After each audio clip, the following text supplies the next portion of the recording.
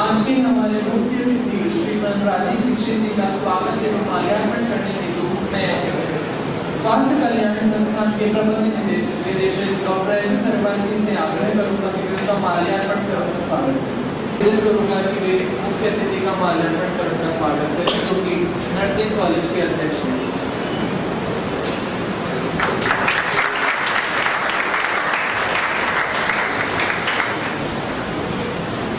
Doctor Pankaj Sharma. सभी अध्यापक साथियों, इस पूरे परिसर को संचालित करने वाले सभी सम्माननीय संचालक मित्रों, मैं आप सभी का बहुत आभारी हूँ। विशेष रूप से श्री कौशल किशोर जी का, जिन्होंने ये आयोजन किया और मुझे आपसे भारत और यूरोप की चिकित्सा पद्धतियों के बारे में बात करने का समय दिया। पिछले कुछ वर्षों से मैं भारत और यूरोप दोनों का अध्ययन करने का प्रयास कर रहा हूँ। लगभग मुझे 10-12 वर्ष हो गए। इन 10-12 वर्षों में भारत और यूरोप के बारे में जो भी कुछ अध्ययन करने की मैंने कोशिश की, उसके लिए कुछ दस्तावेज जुटाए, कुछ डॉक्यूमेंट्स इकट्ठे किए, और वो दस्तावेज सिर्फ भारत से ही नहीं, यूरोप के भी कई देशों से लिए। धीरे धीरे दस्तावेजों की संख्या लगभग 50,000 हो गई। उनका अध्ययन और अभ्यास करके मुझे जो समझ में आया वो मैं आपसे शेयर करना चाहता हूँ। हमारे भारत की जो चिकित्सा पद्धति है और यूरोप की जो चिकित्सा पद्धति है, दोनों में काफ़ी कुछ भिन्नता है।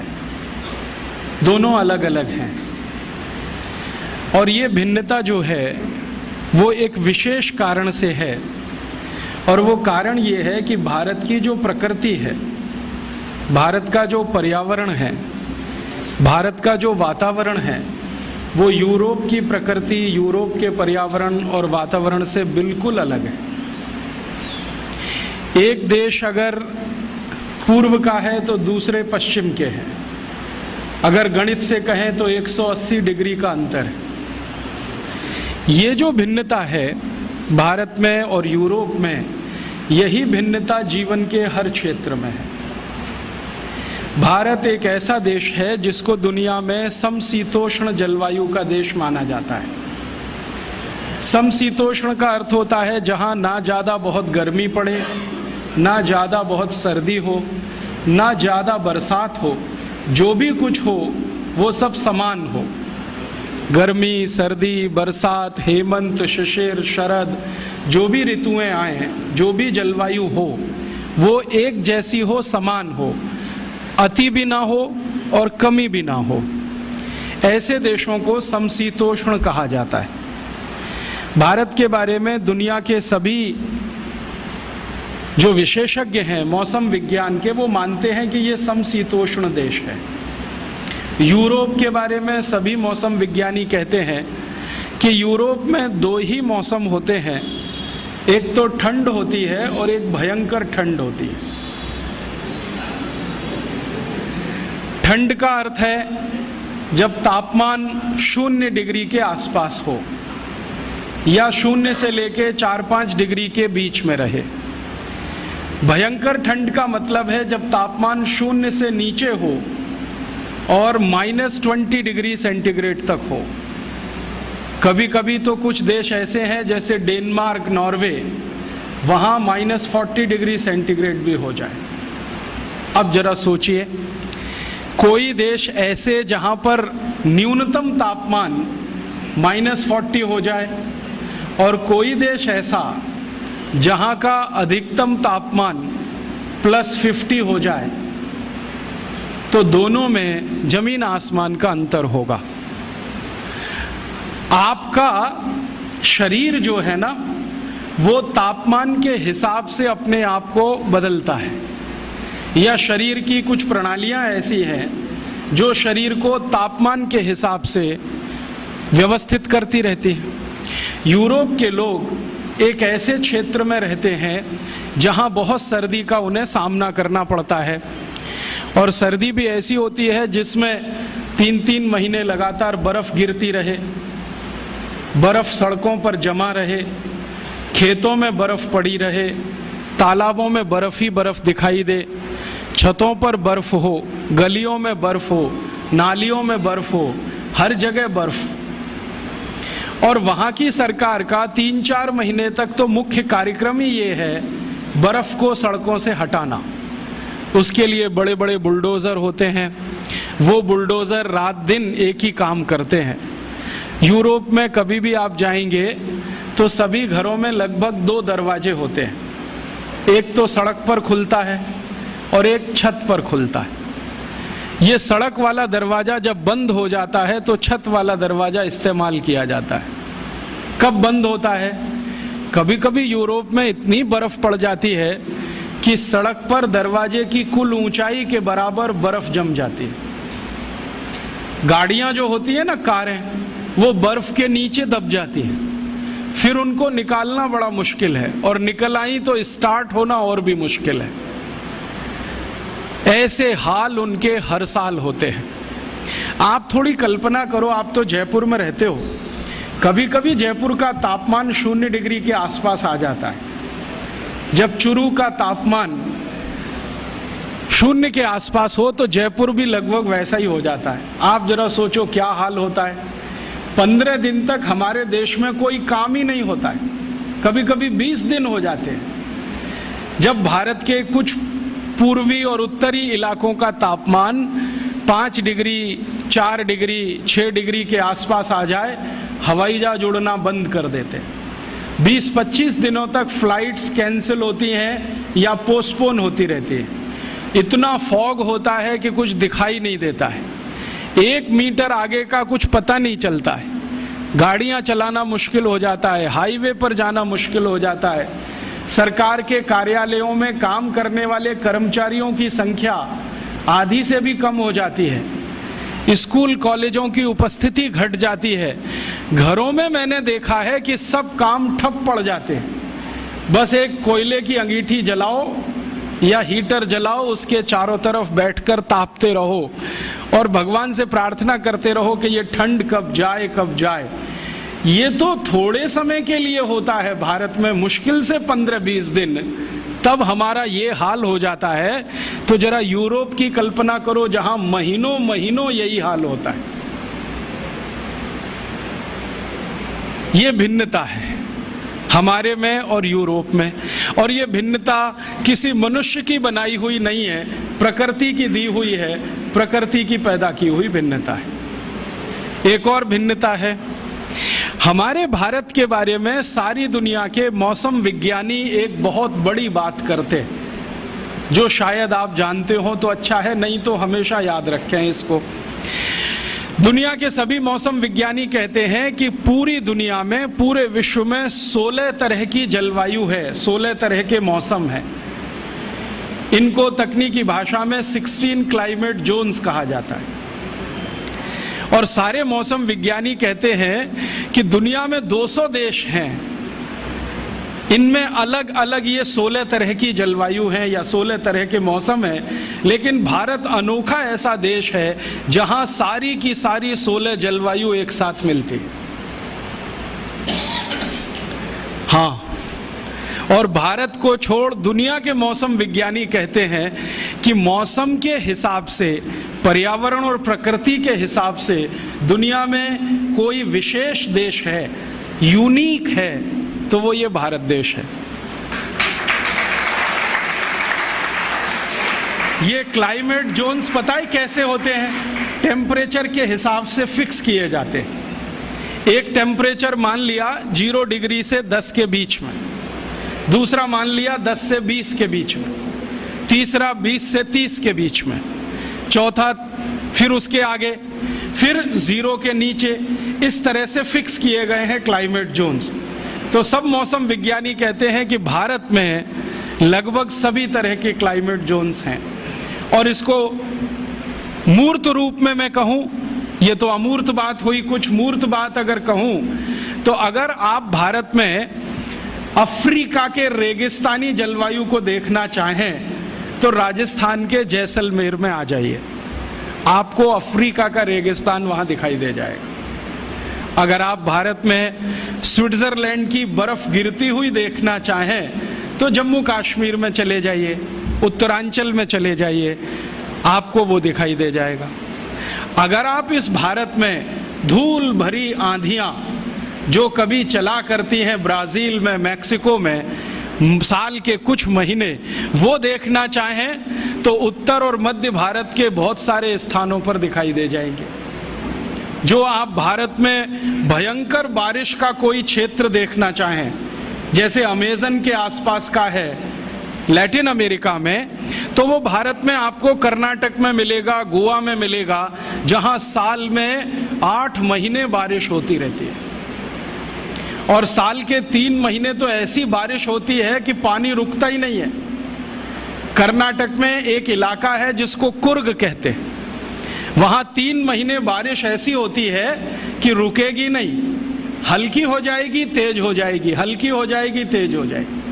ऐसा ही वातावरण ब्राजील में है, मैक्सिको में है, अमेज़न नदी के आसपास के जो जंगल है ना, जिनको रेन फॉरेस्ट कहा जाता है दुनिया में, वो अगर भारत में देखना हो तो गोवा है, कुर्ग है कर्नाटक का, थोड़ा बहुत इलाका हो तो चेरापूंजी चले जाओ, बंगाल आसाम के आसपास आ जाओ। और अगर भयंकर सूखे वाला देखना हो, जहां साल में 2 इंच भी बारिश ना हो, तो वो देखना हो तो गुजरात चले जाओ। कच्छ नाम का एक जिला है जहां मुश्किल से 2 इंच बारिश होती है।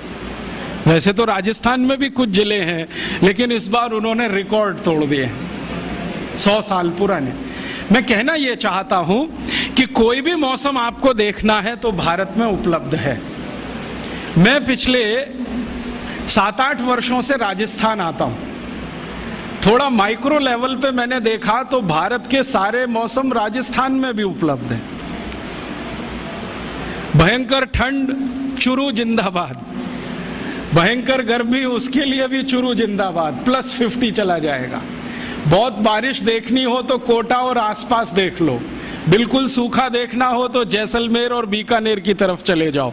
माने भारत तो दुनिया में और भारत में राजस्थान, ये है कुछ हमारे देश के बारे में अलग बात जो यूरोप में नहीं है। यूरोप में कोई 2 देश ऐसे नहीं है जहां पर एक साथ आपको सभी मौसम दिखाई दें। इसलिए यूरोप वाले कुछ मामलों में बहुत गरीब हैं, और उनकी गरीबी यही है कि मौसम उनको अनुकूल नहीं मिला है। अब मौसम की प्रतिकूलता है वहां पर, भयंकर प्रतिकूलता है। उसी प्रतिकूलता में वो बेचारे हजारों साल से जिंदा हैं, तो उनको जिंदा रहने के लिए 2 तरह के संघर्ष करने पड़ते हैं। एक तो मौसम के साथ, जलवायु के साथ, दूसरा अपनी जिंदगी को टिकाए रखने के लिए, चलाए रखने के लिए। भारतवासी इस मामले में भाग्यशाली हैं कि उनको मौसम के साथ कोई बड़ा संघर्ष नहीं करना पड़ता ज्यादा। यहां तो बड़ा संघर्ष जिंदगी को चलाए रखने का ज्यादा है। यूरोप के जिन नागरिकों को हजारों साल से मौसम से लड़ना पड़ रहा है, वो लोग भी वैसे ही हो गए हैं जैसे उनका मौसम है।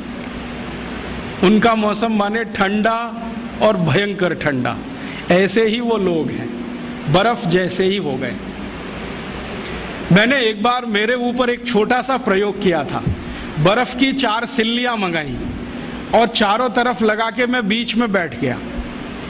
थोड़ी देर के बाद मैंने महसूस किया कि मेरा शरीर बर्फ जैसा ही होता जा रहा है। पैर के घुटने एकदम कड़क हो गए, पांव की उंगलियां कड़क हो गई, हिलाना भी मुश्किल, हाथ पैर की उंगलियां कड़क हो गई। फिर मैंने कहा थोड़ी देर लेट के देख लो, तो लेट गया तो सिर ऐसा ठंडा हो गया जैसे लगे कि बर्फ बांध दी हो किसी ने सिर पर। तब मैंने महसूस किया कि मैं तो 1 घंटे में परेशान हो गया बर्फ की सिल्लियों के बीच में बैठकर और लेटकर। बेचारे यूरोप वालों का सोचो, जो हजारों साल से बर्फ चारों तरफ है और उसी में बैठ रहे हैं, लेट रहे हैं, और वही उनकी जिंदगी है। थोड़ा आगे बढ़ें। भारत की और यूरोप की भिन्नताओं में से एक भिन्नता और है कि यूरोप में चूंकि बर्फ बहुत है, ठंडी बहुत है, इसलिए सूर्य का प्रकाश बहुत अधिक नहीं है वहां पर। भारत एक ऐसा देश है जिसको भगवान ने ऐसा कोई वरदान दे रखा है जहां हर दिन सूर्य का प्रकाश होता है। इस देश में साल में मुश्किल से 2 या 3 दिन ऐसे जाते हैं जब सूर्य ना दिखाई दे, लेकिन सूर्य की तपन बराबर रहती है, आंच बराबर महसूस होती है। सूर्य नहीं दिखे तो बात अलग है, उसकी गर्मी का एहसास हम बराबर कर सकते हैं। यूरोप में ऐसा नहीं होता। यूरोप में कई कई महीने ऐसे होते हैं जब सूर्य ही दिखाई नहीं देता, और जिस दिन उनको सूर्य दिख गया उस दिन वो पागल हो जाते हैं सबके सब। हाँ, और वही दिन उनका संडे हो जाता है, सूर्य का दिन, और उस दिन वो एक दूसरे को गुड मॉर्निंग कहने लगते हैं, क्योंकि आज की सुबह बहुत अच्छी है, क्योंकि सूर्य दिख गया। भारत में every morning is good morning, हजारों साल से है, अगले हजारों साल रहने वाला है। तो यहाँ सूर्य का प्रकाश भरपूर है, यूरोप में बहुत ही कम है। अगर आप ग्रीनलैंड की तरफ चले जाएं तो वहाँ तो ऐसी बुरी हाल है, 8 महीने 9 महीने सूर्य लगातार दिखने को मिलेगा ही नहीं, इतना बुरा हाल है उस इलाके का। अब आप जरा थोड़ा गंभीरता से सरल बातें समझने की कोशिश करो। जिस देश में सूर्य का प्रकाश भरपूर होगा वहां पर पेड़ पौधों की प्रजातियां बहुत होंगी, और जिस देश में सूर्य का प्रकाश ही नहीं होगा वहां जमीन में से कुछ घास का तिनका भी पैदा नहीं होगा। आप जानते हैं, भूमि में कितना भी अच्छा बीज डालो, कितनी भी अच्छी खाद लगाओ, कितना भी सुंदर से सुंदर व्यवस्था करो उसकी, और कितनी भी अच्छी व्यवस्था करो पानी की, लेकिन जो सूर्य का प्रकाश नहीं हो और गर्मी ना मिले तो बीज में से अंकुरण नहीं होता। यूरोप की कल्पना करो, जहां खेतों में महीनों महीनों बर्फ जमी रहे, वहां तो घास का तिनका भी नहीं उग सकता। तो इसलिए यूरोप के देशों में पेड़ पौधे ज्यादा नहीं होते, अर्थात पेड़ पौधों में विविधता नहीं होती, अर्थात वहाँ के जंगलों में बहुत किस्म के पेड़ पौधे नहीं मिलते। ले दे के 2-4 तरह के वृक्ष यूरोप के सभी देशों में दिखाई देते। कभी कभी तो इतना तकलीफ हो जाती है कि यूरोप का एक देश छोड़ के दूसरे में घुस गए, पता ही नहीं चलता कि देश बदल गया, जब तक कि कोई बोले नहीं और समझ में नहीं आए कि ये भाषा फ्रेंच से अब जर्मन हो गई है, जर्मन से इटालियन हो गई है, इटालियन से डच हो गई है, डच से पोर्चुगीज हो गई है, फिर स्पेनिश हो गई है। तब पता चलता है कि जी हमने देश बदल दिया, वरना पेड़ों को देखकर, मनुष्यों को देखकर पता ही नहीं चलता कि हमने देश बदल दिया। पेड़ पौधे उनके यहाँ बहुत ही कम है, अर्थात अंग्रेजी का एक शब्द बायोडाइवर्सिटी उनकी बहुत खराब है, या बहुत पुअर है, या वो बायोडाइवर्सिटी में बहुत गरीब है। भारत देश में इसका उल्टा है, सूर्य का प्रकाश भरपूर है, मिट्टी यहाँ की बहुत अच्छी है, यूरोप की मिट्टी भी अच्छी नहीं है। आप जरा सोचो, अगर किसी मिट्टी पर महीनों महीनों बर्फ पड़ी रहे तो वो मिट्टी न रह के पत्थर हो जाएगी, और उस पत्थर में से कुछ भी उगना बहुत मुश्किल हो जाएगा। तो वहाँ की मिट्टी भी पत्थर जैसी है, यहाँ की मिट्टी एकदम नरम है, मक्खन के जैसी। भारत में कई क्षेत्रों की मिट्टी तो ऐसी है कि नंगे पांव आप खेतों में चले जाओ, घुटने तक का पैर मिट्टी में अंदर धंस जाता है, इतनी नरम, इतनी कोमल, इतनी मुलायम।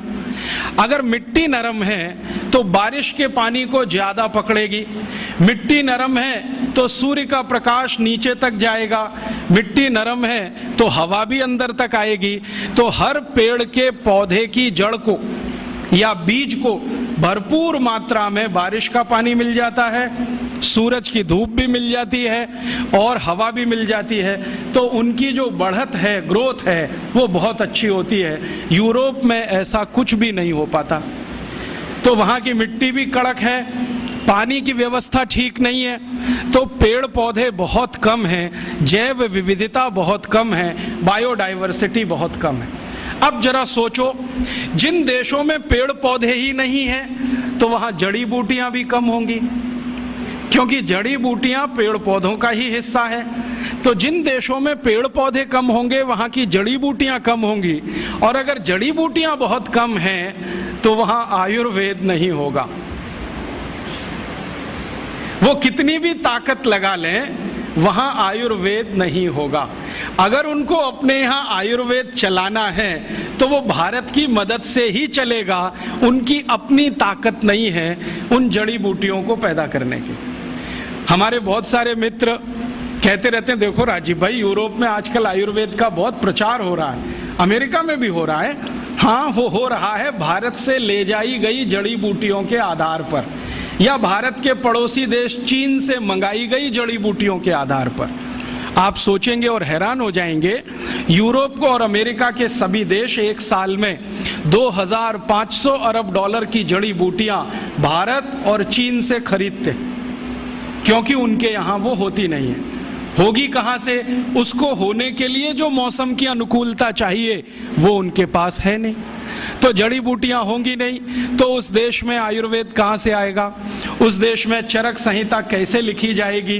तो आप ये मान लो कि मौसम ने उनको बेगाना बना दिया, गरीब बना दिया। वहाँ ऐसा कुछ भी नहीं है जो भारत में हमको दिखाई देता है। अब भारत में आ जाएं, यहाँ वो सब कुछ है। मौसम की अनुकूलता है, प्रकृति की अनुकूलता है, ईश्वर की कोई विशेष कृपा है जो इसी देश में 16 जलवायु हैं।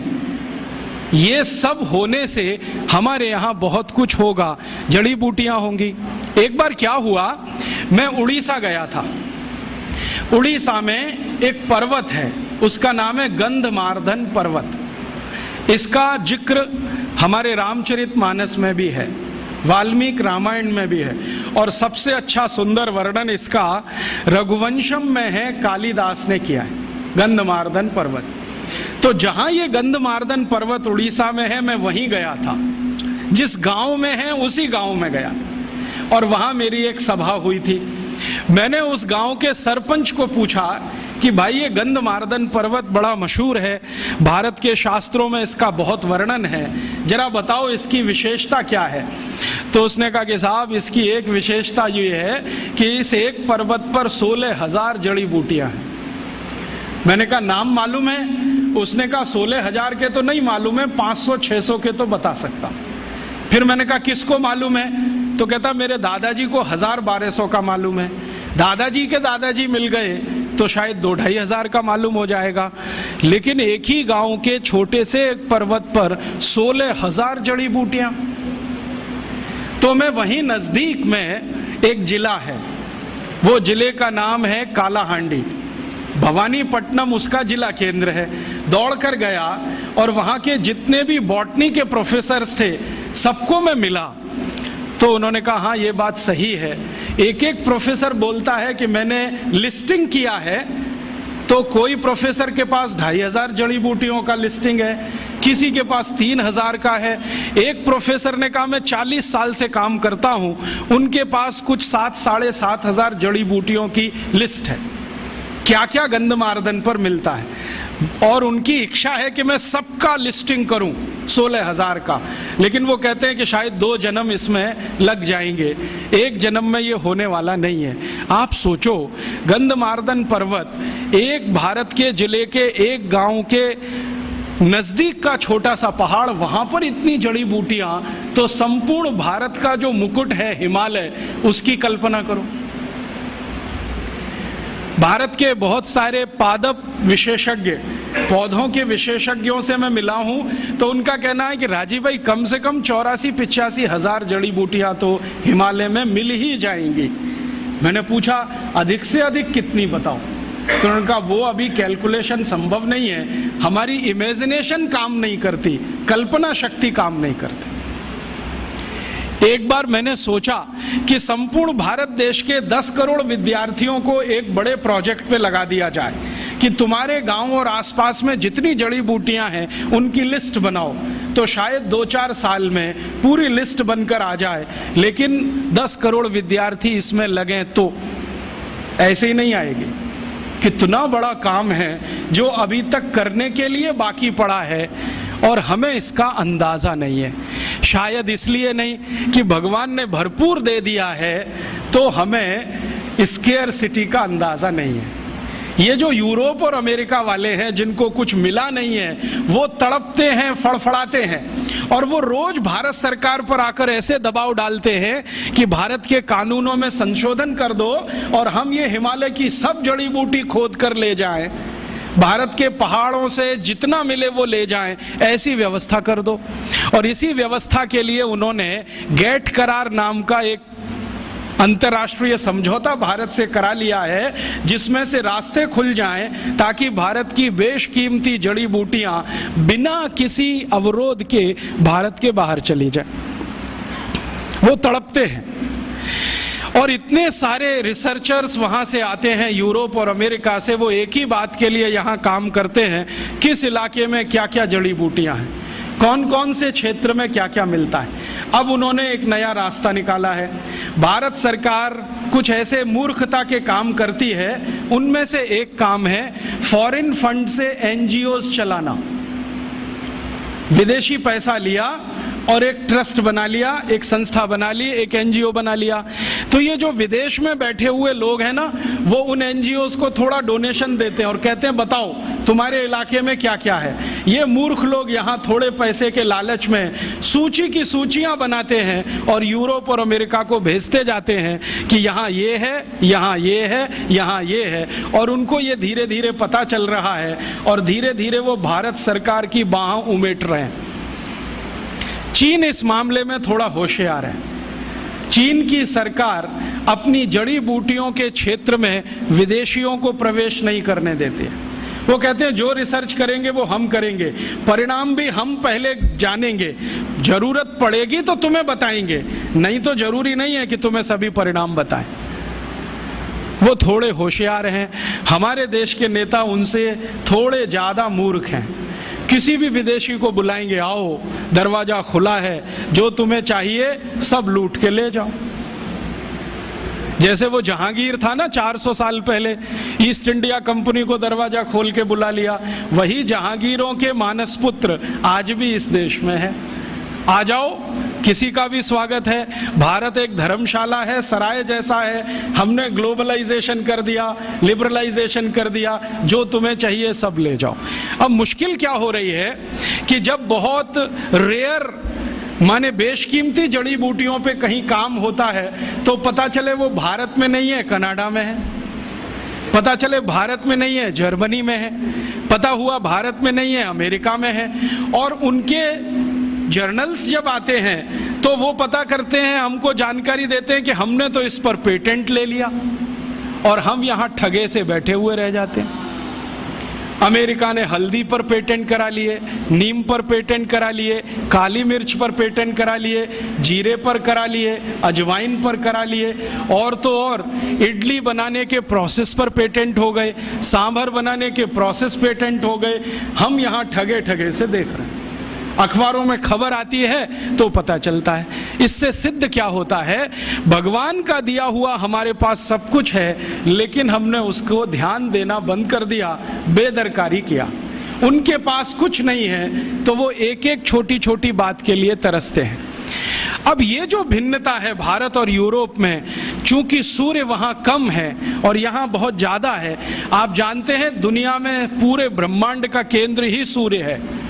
अगर सूर्य मेहरबान है तो सब कुछ आपके लिए है, और जो सूर्य की मेहरबानी नहीं है तो आपके लिए कुछ भी नहीं। तो इस देश में बहुत कुछ ऐसा, तो शायद ऐसे कारण से ही इस देश में आयुर्वेद जन्म लिया होगा। और आयुर्वेद ने जन्म लिया होगा तो ये उतना ही पुराना होगा जितना पुराना भारत है।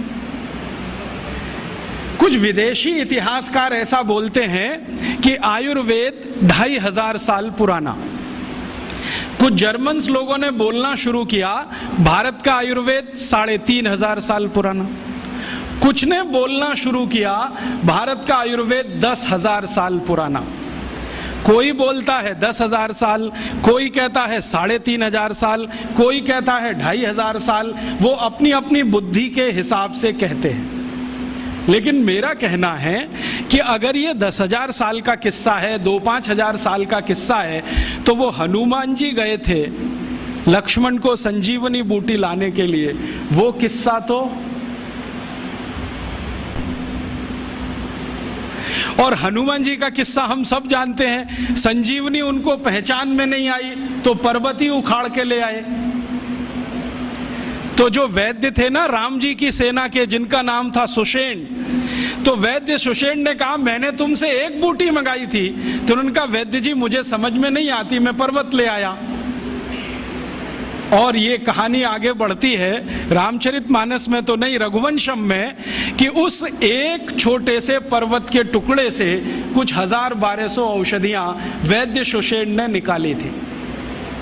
और उन्हीं औषधियों की ताकत से रामचंद्र जी ने रावण से युद्ध किया था, और युद्ध में घायल अपने सभी सैनिकों को रात भर में दवाओं का लेपन करके अगले दिन फिर लड़ने के लिए तैयार कर दिया था। तो हम कैसे कहें कि ये आयुर्वेद 2000 साल 5000 साल, भगवान श्री राम को ही 8.5 लाख साल से ज्यादा हो गए अगर हम हिसाब निकालें।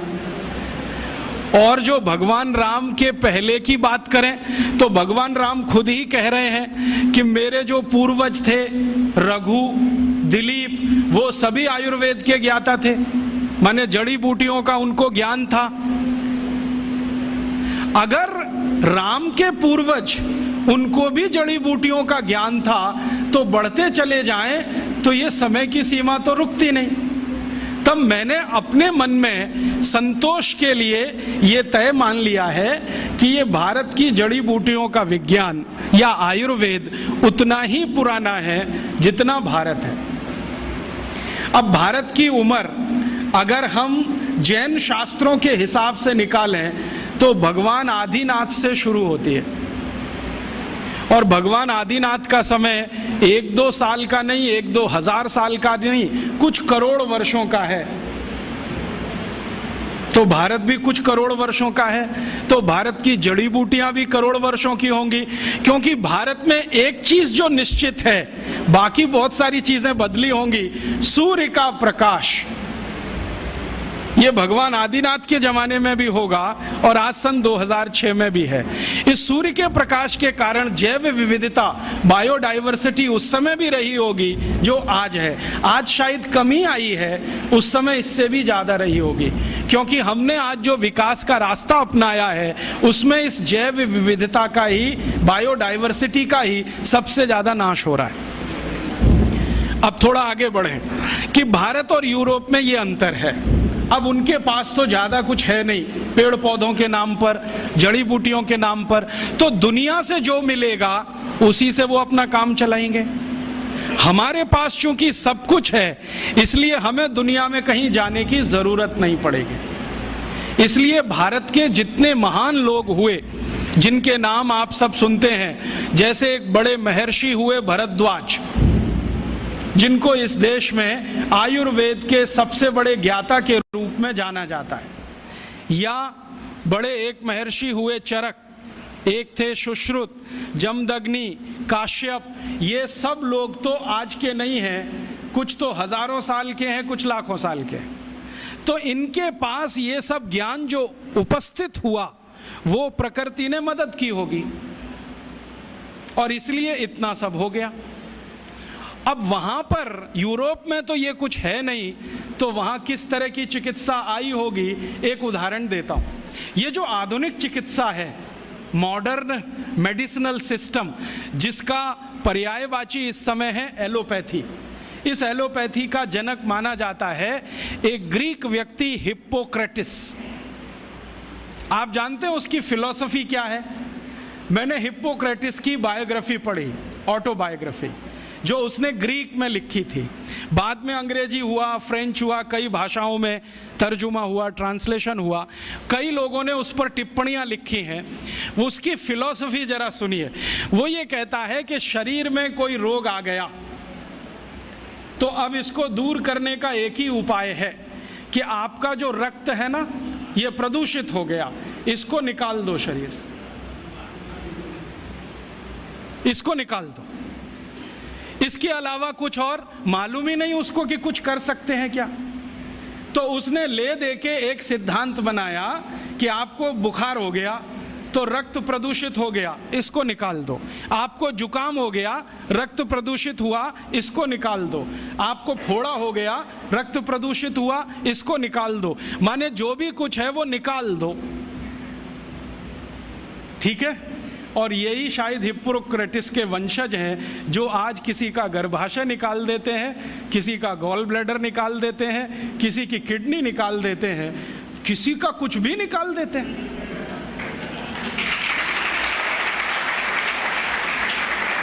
और निकालने के पहले हमको कन्विंस करते हैं, देखो ये तो बेकार है, इसमें अब रखा क्या है।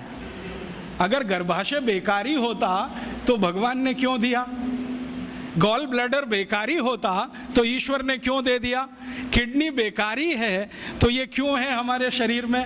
अगर सब कुछ ही बेकार है तो ये शरीर को ही काट काट के फेंक दो, इसको रखने की क्या जरूरत है?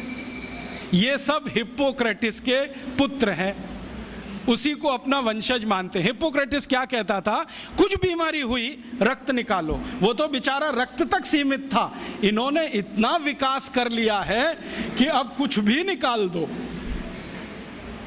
मैं आपको एक सच्ची कहानी सुनाता हूँ, ये हमेशा आप याद रखना।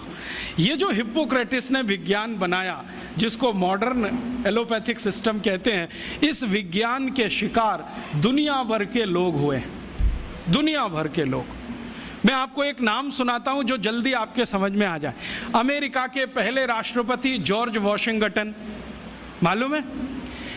ये बेचारे बड़े सीधे साधे व्यक्ति थे, बड़े मेहनती थे। इन्होंने अमेरिका को इंग्लैंड की गुलामी से आज़ाद कराने में बहुत काम किया, बहुत काम किया। और अमेरिका की प्रजा ने उनके काम को देखते हुए उनको पहला राष्ट्रपति बनाया। अमेरिका की आज़ादी आई लगभग 1779 के आसपास और पहले राष्ट्रपति बने जॉर्ज वॉशिंगटन। आपको मालूम है जॉर्ज वॉशिंगटन की मृत्यु कैसे हुई? हिप्पोक्रेटिस सिद्धांत अपना के। क्या हुआ, वो जब राष्ट्रपति हो गए ना तो एक बार उनको बुखार आ गया, कुछ वायरल इन्फेक्शन हुआ होगा।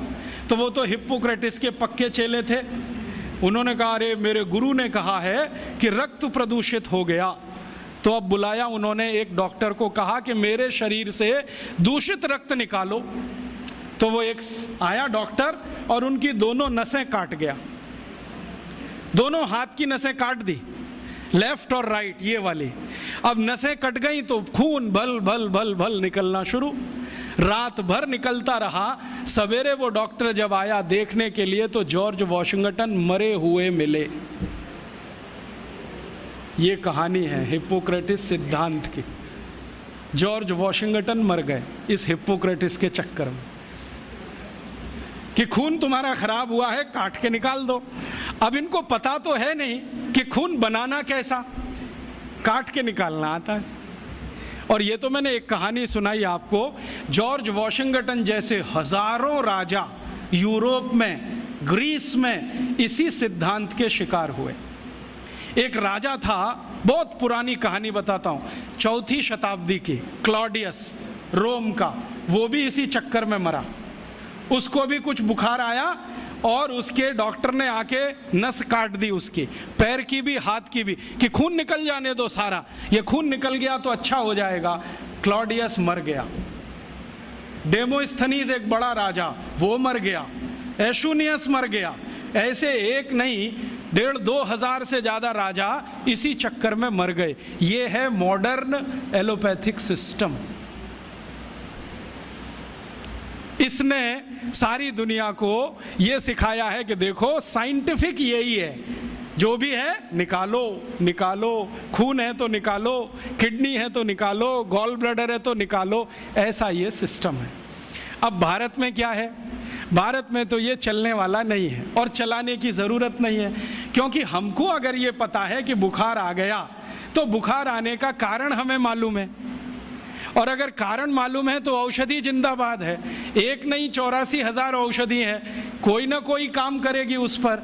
तो भारत में जब बुखार आता रहा तो औषधियाँ दी जाती रहीं, जड़ी बूटियाँ दी जाती रहीं और हम ठीक होते रहे।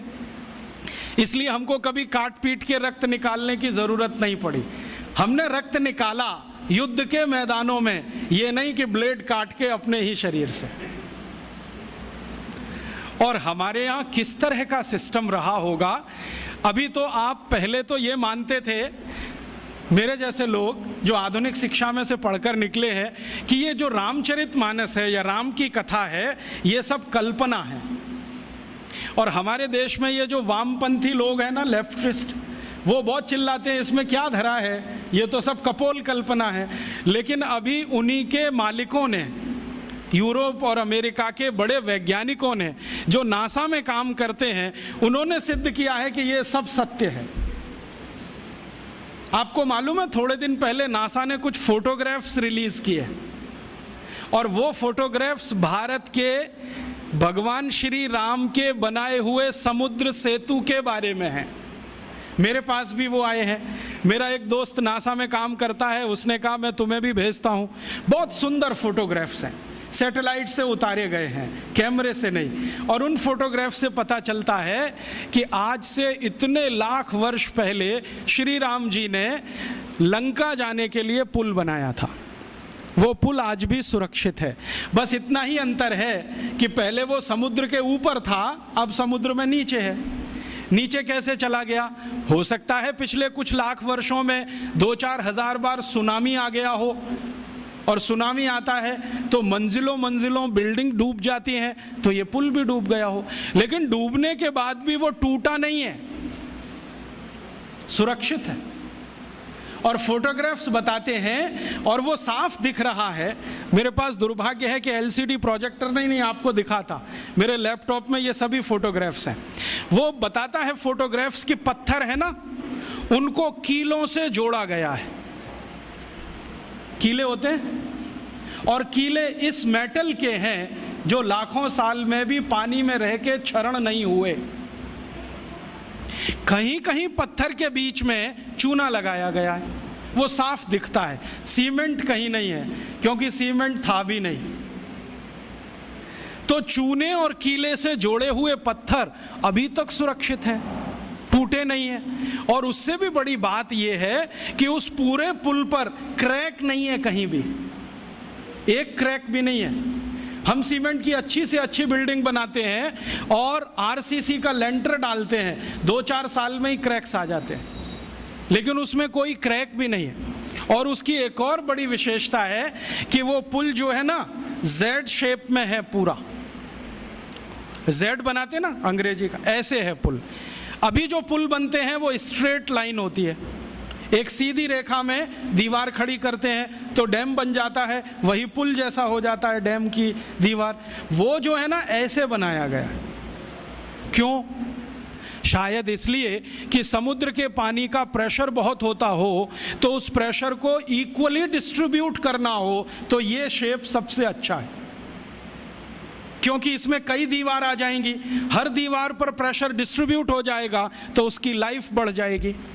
इतनी अकल हिंदुस्तान के लोगों को आज से 8-8.5 लाख साल पहले थी। और जानते हैं इस पुल का डिजाइनर कौन? नल और नील, माने the great great construction engineer Nal और नील, दोनों ने बना दिया पुल। और अब नासा कहता है कि दुनिया को पुल बनाने की टेक्नोलॉजी शायद भारत से ही गई होगी, क्योंकि इसके पहले दुनिया में कोई पुल बना था, उसका कोई रिकॉर्ड नहीं मिलता। तो अब उस पुल पर से जाकर राम की सेना वापस आई। नल और नील और राम का एक संवाद है रघुवंशम में। नल नील कह रहे हैं कि हम पुल बना देंगे, आप परेशान मत होइए, पत्थर की मदद से बना देंगे। राम पूछ रहे हैं ये समुद्र के पानी में पत्थर तैरेंगे कैसे? उन्होंने कहा वो आपकी चिंता नहीं, हमारी है, क्योंकि हाइड्रोलिक्स हम समझते हैं, आप नहीं समझते। हाँ, वो ऐसे ही बोलते हैं। तो रघुवंशम में तो वो बराबर बात करते हैं। रामचरितमानस में तो सभी पात्र जो है ना, राम को भगवान मानते हैं, इसलिए बात ही नहीं करते। वाल्मीकि रामायण में, कंब रामायण में, रघुवंशम में सभी पात्र बराबर बात कर रहे हैं, क्योंकि वो सहयोगी हैं। तो वो राम को समझा रहे हैं कि इसकी चिंता आप मत करो, हम कर देंगे। राम पूछ रहे हैं तुम्हारे पास तकनीकी क्या है? तो उन्होंने कहा हम पहले नाव डुबोएंगे, पत्थर ले लेके नावों को डुबोएंगे, डूबते डूबते वो ऊपर तक आएगी, तब कंस्ट्रक्शन शुरू करेंगे। कितना दिन लगेगा? उन्होंने कहा जो लगे सो लगे, लेकिन पुल बना देंगे। तो राम जी पूछ रहे हैं कि ये पुल बनेगा तो जाएंगे तो सही, लौट के आएंगे कि नहीं? तो उन्होंने कहा आपको मैं एक गारंटी दे सकता हूं कि अपनी सेना जो जाएगी वो तो लौट के आएगी, जो रावण की सेना इस पुल पर आई तो ये डूब जाएगा। कैसे डूब जाएगा? तो वो कह रहे हैं कि हमने इसका जो हिसाब निकाला है ना पूरा, आपकी सेना में तो सब बानर हैं। हाँ, और बानर जब चलते हैं ना तो मिनिमम प्रेशर डालते हैं जमीन पर।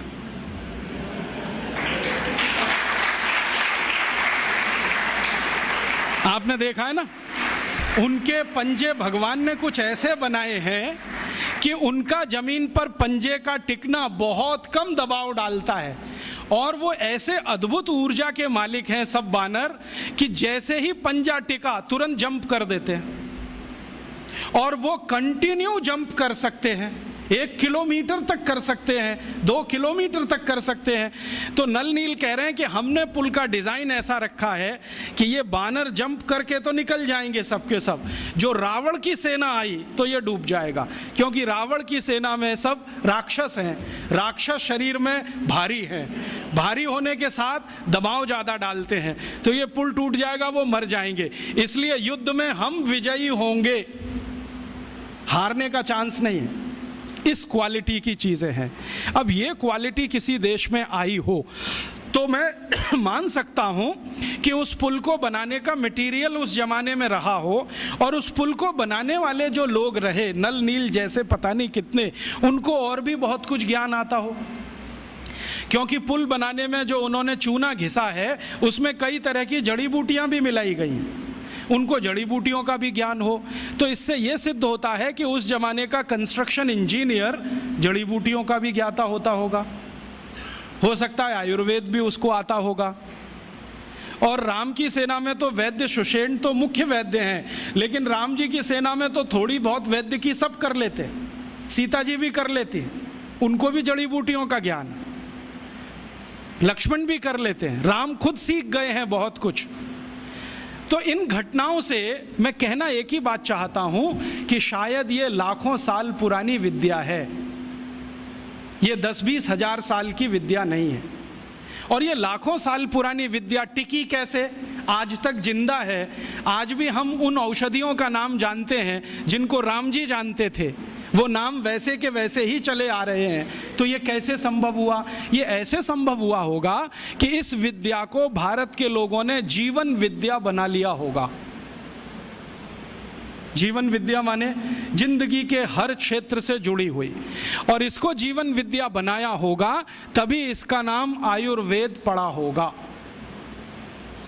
ये आयु का विज्ञान है, चिकित्सा का नहीं है, रोगों का नहीं है, जीवन का विज्ञान है। और ये जीवन का विज्ञान सिखाया गया होगा पीढ़ी दर पीढ़ी, पीढ़ी दर पीढ़ी, पीढ़ी दर पीढ़ी। और ये शायद घरों में ही संभव है, क्योंकि घर में ही ज़्यादा समय लोगों का बीतता है, तो शायद हर घर भाषी को ये ज्ञान मालूम होगा। पीढ़ी दर पीढ़ी वो ज्ञान जो आया वो आज तक चला आया, और इतना अद्भुत है कि हमारे दादा दादी, नाना नानी, चाचा चाची, मामा मामी, मौसा मौसी सब इससे भरपूर हैं, सबके पास ये भंडार के रूप में है। फिर एक प्रश्न उठता है, बहुत लोग मुझे कहते हैं कि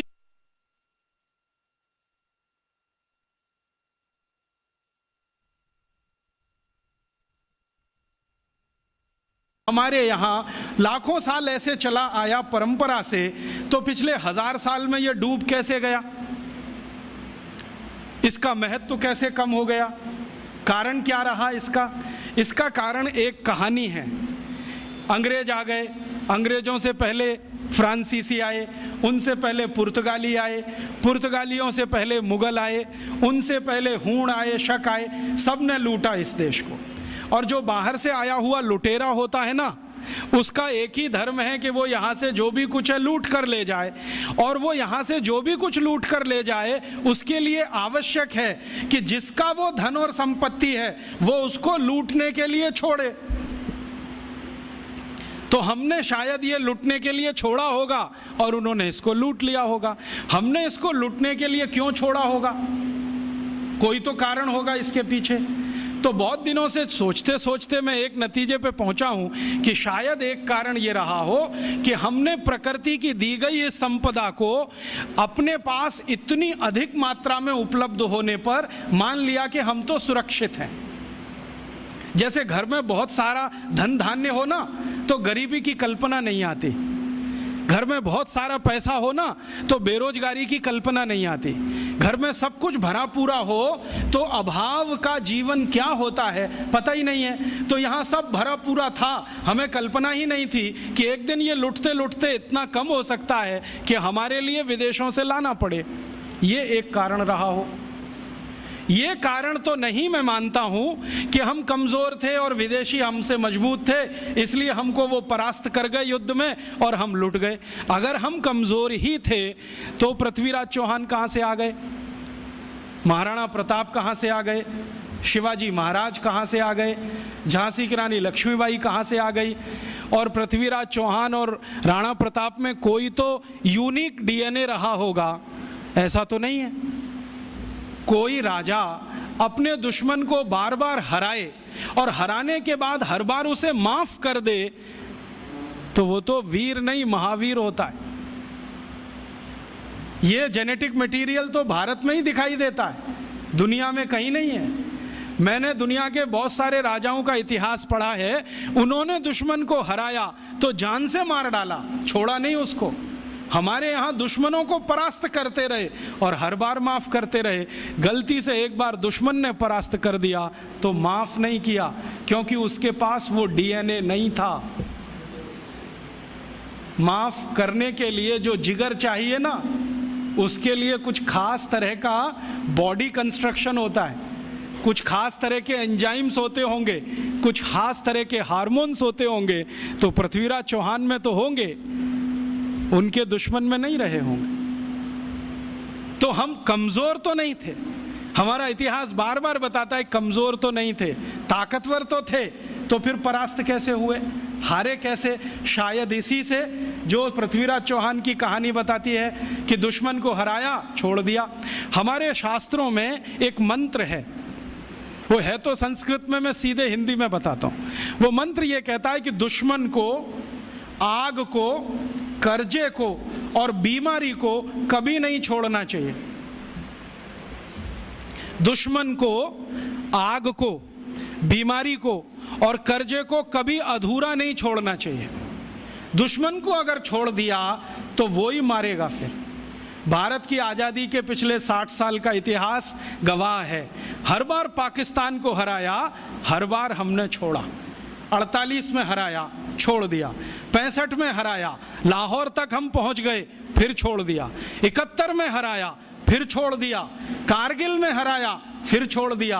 और आज वही पाकिस्तान नाग बन के डस रहा है, हर तीसरे दिन बम ब्लास्ट करा रहा है इस देश में।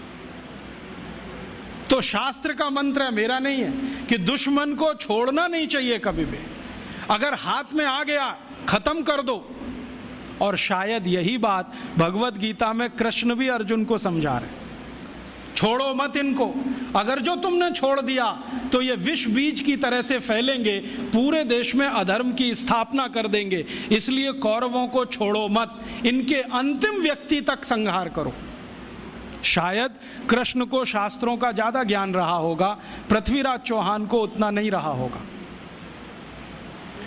कृष्ण को ये जो ज्ञान था शास्त्रों का, उसी का अंतिम परिणाम था कि कौरवों में से कोई बचा नहीं। शायद पृथ्वीराज चौहान को ये ज्ञान किसी ने दिया होता तो मोहम्मद गौरी पहली बार में ही खत्म हो गया होता और भारत का इतिहास कुछ और ही होता। तो ये ज्ञान की कुछ कमी रह गई। और आज के व्यवहारिक जीवन में भी हम जानते हैं कि अगर आपने आग को जलता हुआ छोड़ दिया तो वो घर को जला देगी, गांव को भी जला देगी। अगर कर्जे को बकाया छोड़ दिया तो वो कर्जा आपको जिंदगी भर के लिए जर खरीद गुलाम बना देगा।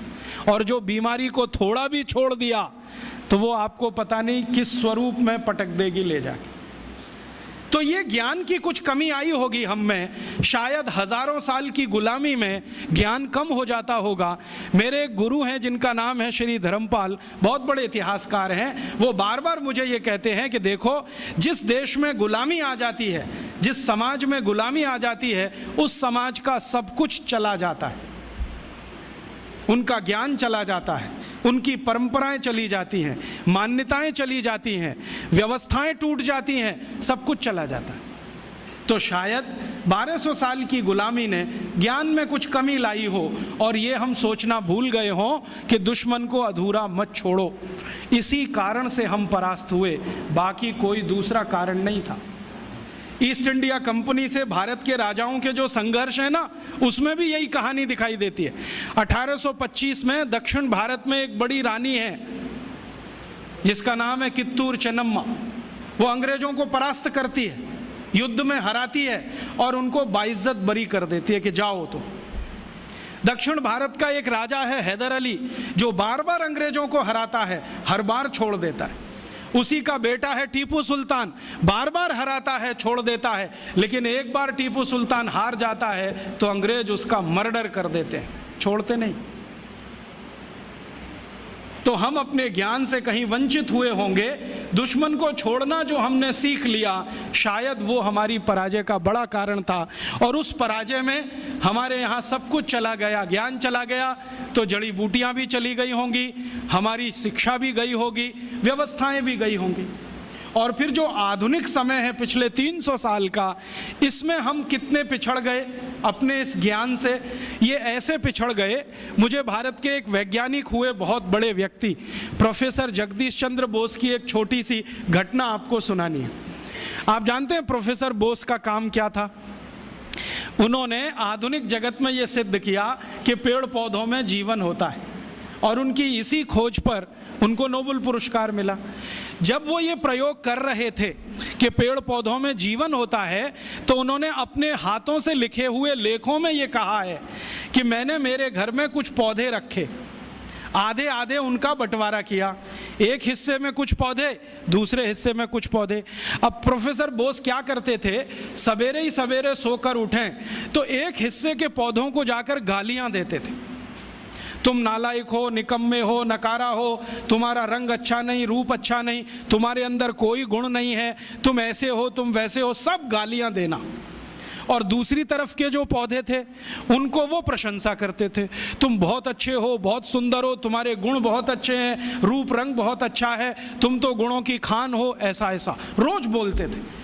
फिर प्रोफेसर साहब खुद अपने लेख में लिखते हैं 6 महीने तक उन्होंने ये किया और दोनों ही पौधों को पानी बराबर दिया, खाद बराबर दिया, समय पर सब कुछ दिया, लेकिन कुछ पौधों को गालियां दी और कुछ को प्रशंसा किया।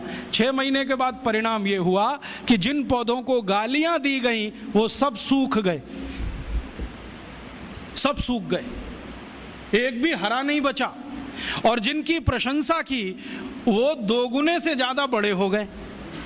तो प्रोफेसर साहब लिखते हैं कि ये पौधे भी गालियां और प्रशंसा को समझते हैं। अब इसको मैं समझाता हूं आज के हिसाब से।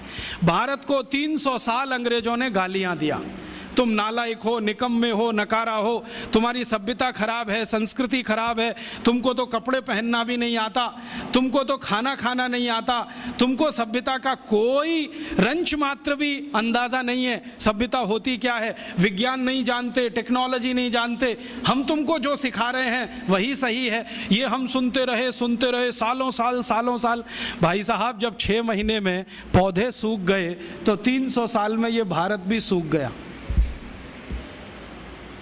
और इस सूखे हुए भारत ने अपने आत्मसम्मान और स्वाभिमान को इतना गिरा दिया कि हम मानने लगे कि जो कुछ हमारा है वो सब बेकार है, दकियानूसी है, इसमें कोई तथ्य नहीं है, कोई विज्ञान सम्मत कुछ नहीं है, और जो यूरोप से आ रहा है वही अच्छा है, वही ताकतवर है। और ये इतना गहरा घुस गया कि हमारा डीएनए बदल गया, हमारा ब्लड बदल गया, शायद हार्मोन्स का बैलेंस चेंज हो गया, शायद बॉडी के केमिकल्स चेंज हो गए।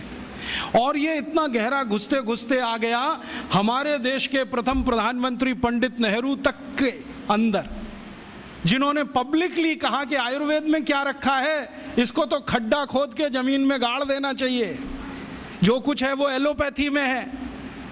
और उन्हीं के एक मानस पुत्र अभी बैठे हुए हैं मनमोहन सिंह, जो अभी लंदन गए थे, ऑक्सफोर्ड में भाषण करके आए और बोला कि हम तो अंग्रेजों के बहुत आभारी हैं जो वो भारत में आए, हमको चिकित्सा दिया, न्याय दिया, प्रशासन करना सिखाया, तकनीकी और विज्ञान का अंतर समझाया। ये मनमोहन सिंह का भाषण है ऑक्सफोर्ड यूनिवर्सिटी का पिछले साल का, जो लंदन के अखबारों में छपा और कई अखबारों ने टिप्पणियों गालियां देते रहे। हम भी सूख गए, और सूख गए तो अपनी विद्याओं के प्रति निराशा, अपने ज्ञान के प्रति अविश्वास, अपने अंदर आत्मविश्वास की कमी, ये सब हो गया इस देश में।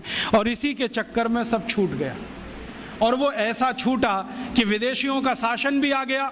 उन्होंने क्या किया कि धन के प्रवाह की दिशा बदल दी। पहले भारत में जब अपना शासन रहा होगा तो सबसे ज़्यादा रिसर्च आयुर्वेद पे हुआ होगा, फिर अंग्रेज आए तो उन्होंने एलोपैथी को केंद्र बना दिया, और उस एलोपैथी पर ऐसे फंड्स उन्होंने लुटाना शुरू किया कि भारत के बजट का सबसे बड़ा हिस्सा एलोपैथी के हाथ में। आज भी मालूम है 2006 में भारत के बजट में चिकित्सा का जो कुल खर्चा है, एलोपैथी का खर्चा 98% है, और होम्योपैथी, बायोकेमिक, आयुर्वेद, यूनानी बाकी का 2%। जो इस देश की मूल चिकित्सा व्यवस्था थी उसको हमने अलग कर दिया और उसको वैकल्पिक चिकित्सा व्यवस्था कहना शुरू कर दिया। जो मूल चिकित्सा व्यवस्था थी वो ऑल्टरनेट हो गई, और जो ऑल्टरनेट होनी चाहिए थी वो सेंट्रलाइज्ड हो गई। और इस सेंट्रलाइजेशन में क्या हुआ, हमने इस देश में लाखों करोड़ों रुपए जो खर्च किए एलोपैथी के ऊपर, उसका प्रचार किया, या कहें तो दुष्प्रचार किया। वो दुष्प्रचार इतना घुस गया मानस में कि गांव का भी साधारण आदमी अब इंजेक्शन ही लगवाता है, उससे कम पे उसको संतोष नहीं आता। और जो डॉक्टर 8-10 गोलियां लिख दे तो वो बड़ा डॉक्टर है, और जो एक गोली से ठीक कर दे वो छोटा डॉक्टर है, और जो बिना गोली के ठीक कर दे वो तो मूर्ख है। जो आपको ये समझाए कि भैया ये बीमारी तुम्हारी जीवन शैली की गड़बड़ी से है, तुम जीवन शैली बदल लो, क्या फालतू बात करते हो, आप कोई डॉक्टर हो? और जो आपकी जीवन शैली की बीमारी में 20 गोलियां खिलाए, सवेरे 4 खाना गोली, दोपहर को 4 खाना, शाम को 4 खाना, गोली ही गोली खाना, रोटी मत खाना, रोटी की जगह गोलियां खाना, सब्जी मत खाना, जैसे सब्जी खाते हो ना वैसे गोलियां खाना, भर भर के हथेली, और कहना हम बहुत स्मार्ट हैं क्योंकि इतनी गोलियां खाते हैं, 500 रुपये फीस लेता है, उस डॉक्टर के पास जाते। ये घुस गया, और ये घुस गया है, अब इसको निकालने की बात है। ये निकलेगा नहीं वायरस तब तक इस देश की चिकित्सा पद्धति वैकल्पिक रहेगी और बाहर से आई हुई मुख्य हो जाएगी। इस वायरस को निकालना है वो हम सबको। कैसे निकालें? पहले तो अपने ऊपर विश्वास करना सीखें कि हमारी चिकित्सा पद्धति में बहुत दम है। इसके दम के कुछ उदाहरण बताता हूँ। जो भगवान राम के भाई लक्ष्मण बेहोश हो गए और सुषेण ने जब नाड़ी देखी ये तो गया, अब बचने की कोई संभावना नहीं, तब हनुमान जी को कहा जाके लाओ जल्दी से, मैं कुछ देर तो जीवन बचा सकता हूँ, बाकी आगे की गारंटी नहीं है। हनुमान जी गए, संजीवनी बूटी लेके आए, और सुषेण ने संजीवनी सूंघाई, खिलाई नहीं, सूंघाई, और लक्ष्मण जीवित हो गए। तो कोई तो है दम भाई, ऐसा तो नहीं है सूंघने मात्र से वो जीवित हो गए। हम तो ये महाभारत की कहानी देखते हैं, युद्ध चला है, और आप जानते हैं भयंकर युद्ध चला है। भारत के पिछले हजारों साल के इतिहास में सबसे भयंकर युद्ध हुआ है तो महाभारत का युद्ध हुआ है, जिसमें थोड़े बहुत नहीं लाखों लोग मारे गए। लेकिन उस युद्ध में बार बार हमें ये पता चलता है कि सवेरे से शाम तक युद्ध होता है, रात को सभी पालों के वैद्य अपने अपने घायल सैनिकों के घावों पर मरहम लगा रहे हैं, लेपन कर रहे हैं, और अगले दिन वो फिर युद्ध के लिए तैयार हो रहे हैं। ऐसी कौन सी चिकित्सा पद्धति दुनिया में है जो 12 घंटे में आदमी को लड़ने के लिए तैयार कर दे? और महाभारत की ऐसी एक नहीं सैकड़ों कहानियां, उसमें से तो एक कहानी मैं बताता हूं। कौरवों की कहानी जानते हो? 100 थे, एक माता के 100 पुत्र कैसे हो गए? एक माता के 100 पुत्र कैसे हो गए? और अद्भुत बात जो समझने की है, वो 100 के 100 सभी पुत्र एक जैसे, ऊंचाई में एक जैसे, चौड़ाई में एक जैसे, लंबाई सबकी बराबर, हाथों की लंबाई बराबर, शरीर सबका एक जैसा, चेहरा सबका एक जैसा। बड़ा मुश्किल पहचानना। तो ये तो भाई कोई क्लोनिंग हुआ हो तभी संभव है, वरना कैसे संभव है? अभी तो हम प्राकृतिक तरीके से जानते हैं कि 2 ट्विंस भी पैदा हो जाएं तो एक जैसे नहीं होते, लेकिन कौरव तो सबके सब एक जैसे। तो शायद उस समय कोई बड़े महान चिकित्सक रहे हों जिन्होंने गांधारी के रक्त में से कुछ निकालकर क्लोन कर दिया हो, या उनके गर्भाशय से कुछ निकालकर क्लोन किया हो, उसमें से ये कौरव पैदा हुए हों। तो ये क्लोनिंग की टेक्नोलॉजी तो 5000 साल पहले इस देश में थी। यूरोप तो अभी जान रहा है इसको, और यूरोप अभी तक भेड़ बकरियों पर प्रयोग कर रहा है। यहाँ तो आदमियों पर प्रयोग 5000 साल पहले हुआ। तो कोई तो दम होगा इसमें। हमारे सुश्रुत संहिता को आप जानते ही हैं, आप में से शायद किसी ने पढ़ा होगा, नहीं पढ़ा तो जरूर पढ़िए। सुश्रुत संहिता में बहुत साल से पढ़ता रहता हूँ। हालांकि मेरा विषय तो इलेक्ट्रॉनिक्स है, लेकिन मुझे इसमें इंटरेस्ट है। जब जब मैं सुश्रुत संहिता पढ़ता हूँ, माइक्रो लेवल पे जब जाओ तो इतने तरह के उपकरणों के वर्णन उसमें हैं, इतने तरह के उपकरणों के वर्णन हैं सर्जरी करने के लिए, क्या आश्चर्य होता है। अगर सुश्रुत संहिता से एक एक उपकरण को निकालकर लिस्ट बना दी जाए तो आज के आधुनिक सर्जरी में जितने उपकरण हैं उससे कम नहीं है। और उन उपकरणों को बनाने के लिए जो इस्तेमाल होने वाला मेटल है, फौलाद कहिए, वो सिर्फ आयरन नहीं है, ऐसा मेटल इस्तेमाल है जिसमें 7 धातुएं हैं ताकि उसमें जंग न लगे। और आज के जितने भी अच्छे से अच्छे सर्जरी के उपकरण भारत में हैं, सभी में जंग लगती है, लेकिन सुश्रुत के उपकरणों में जंग नहीं है। तो इतने तरह के उपकरण उस जमाने में बनते थे। सुश्रुत का समय तो कोई आज का नहीं है, कम से कम 3500 साल का है। उस समय अगर ऐसे उपकरण बनते थे तो कोई तो दम होगा इस देश की चिकित्सा व्यवस्था में, ऐसे तो नहीं है। जब यूरोप में और अमेरिका में शरीर की नस काटकर रक्त बहा दो, यही चिकित्सा है, उस समय इस देश में सुश्रुत की राइनोप्लास्टी रही। आपको मालूम है, राइनोप्लास्टी भारत ने दुनिया को सिखाया है। और राइनोप्लास्टी के भारत में 1500 से ज़्यादा केंद्र थे अंग्रेजों की ईस्ट इंडिया कंपनी के आने के पहले तक। उनके स्थान और पूरे वर्णन मेरे पास है और अंग्रेजों के दस्तावेज में से निकाले हुए हैं। भारत में सबसे बड़ा राइनोप्लास्टी का केंद्र था कांगड़ा। कांगड़ा कहाँ है? शिमला के आगे, हिमाचल में। और कांगड़ा और उसके आसपास में 700 केंद्र थे जो राइनोप्लास्टी सिखाते थे। दक्षिण में जबरदस्त केंद्र थे राइनोप्लास्टी के। मैसूर स्टेट है ना, मैसूर स्टेट में 150 से ज़्यादा केंद्र थे आज से 200 साल पहले। एक पुरानी कहानी है जो दस्तावेजी है, कल्पना की नहीं है। एक अंग्रेज अधिकारी था कर्नल कूट, वो हैदर अली से लड़ा। हैदर अली ने उसको परास्त किया। परास्त करने के बाद उसकी नाक काट दिया, क्योंकि हमारे राजा ज़्यादा से ज़्यादा यही करते थे, गला नहीं काटते थे, नाक काट दिया, कान काट दिया। क्यों? क्योंकि नाक कटना ही बहुत बड़ी बदनामी होती थी।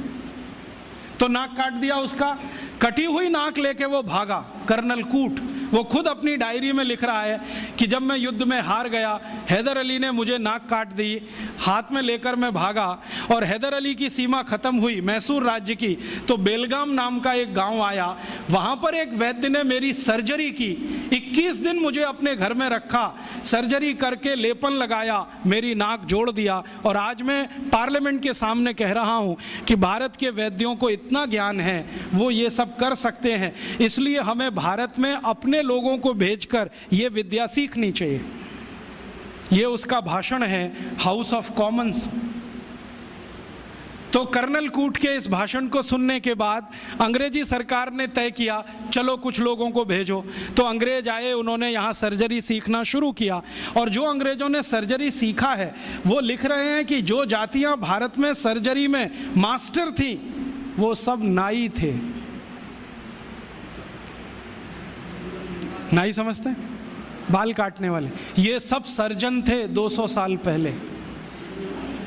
हाँ, सब सर्जन थे 200 साल। अब जरा सोचो कि नाई अगर सर्जन रहे हों तो वो पिछड़ी जाति कैसे हुई? अंग्रेजों ने उनको 1881 के सर्वे में पिछड़ी जाति घोषित किया। उसके पहले इस देश में नाई कभी भी पिछड़ी जाति में नहीं थे।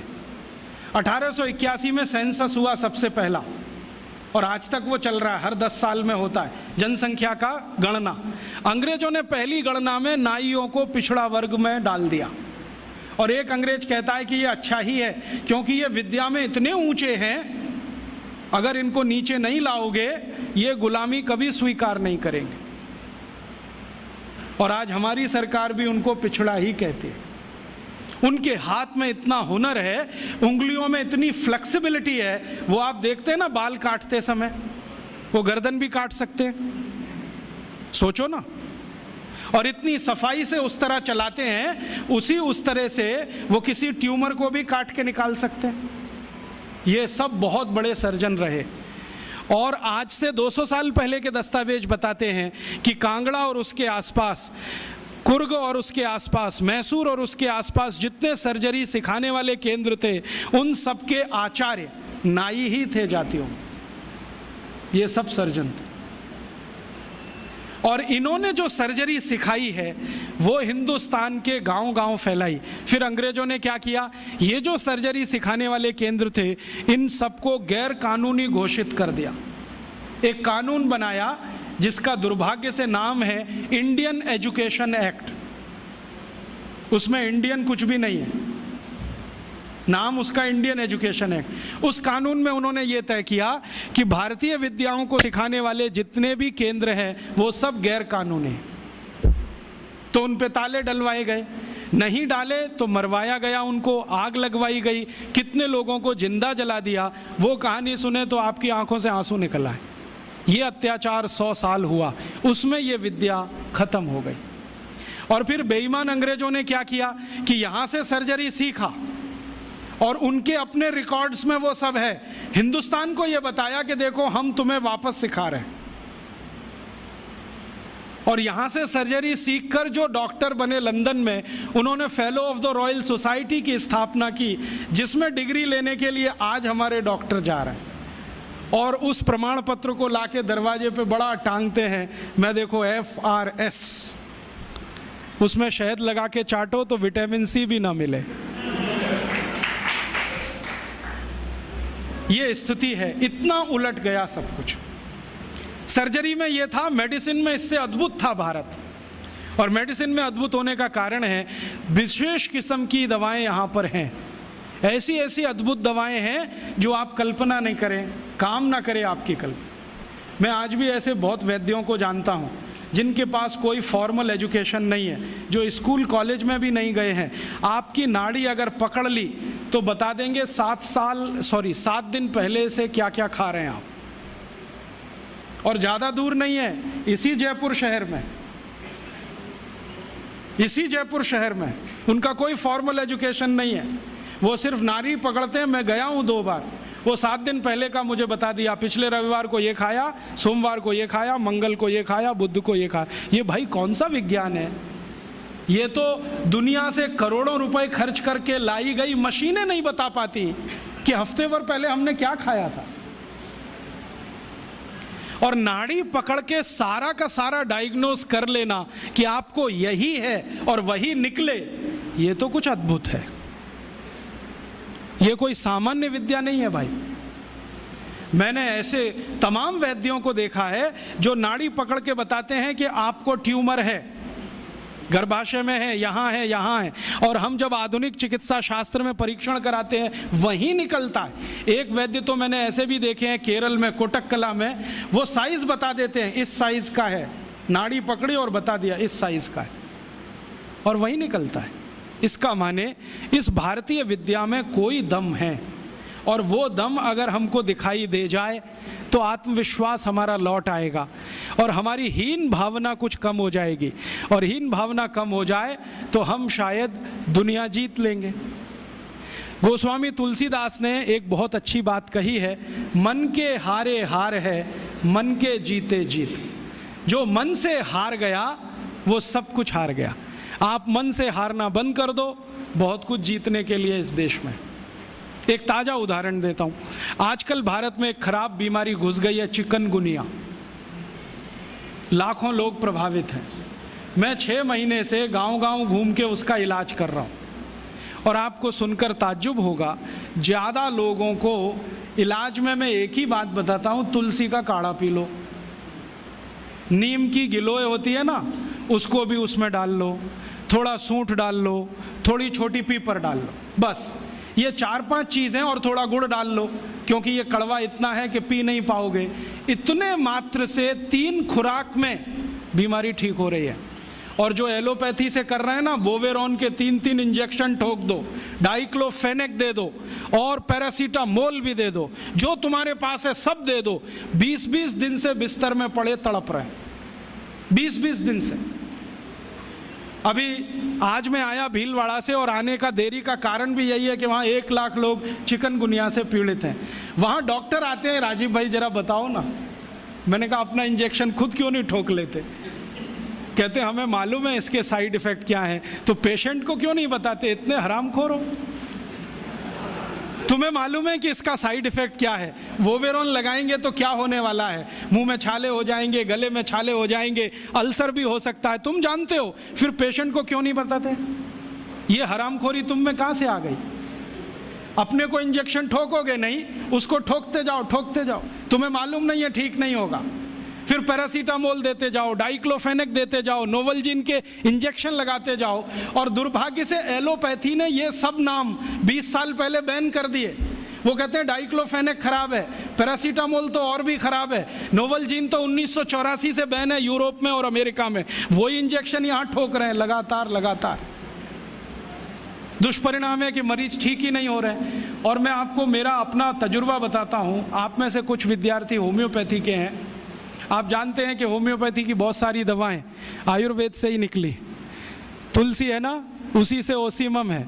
ओसीमम की 3-3 खुराक देके कर्नाटक में 70,000 रोगियों को चलता कर दिया,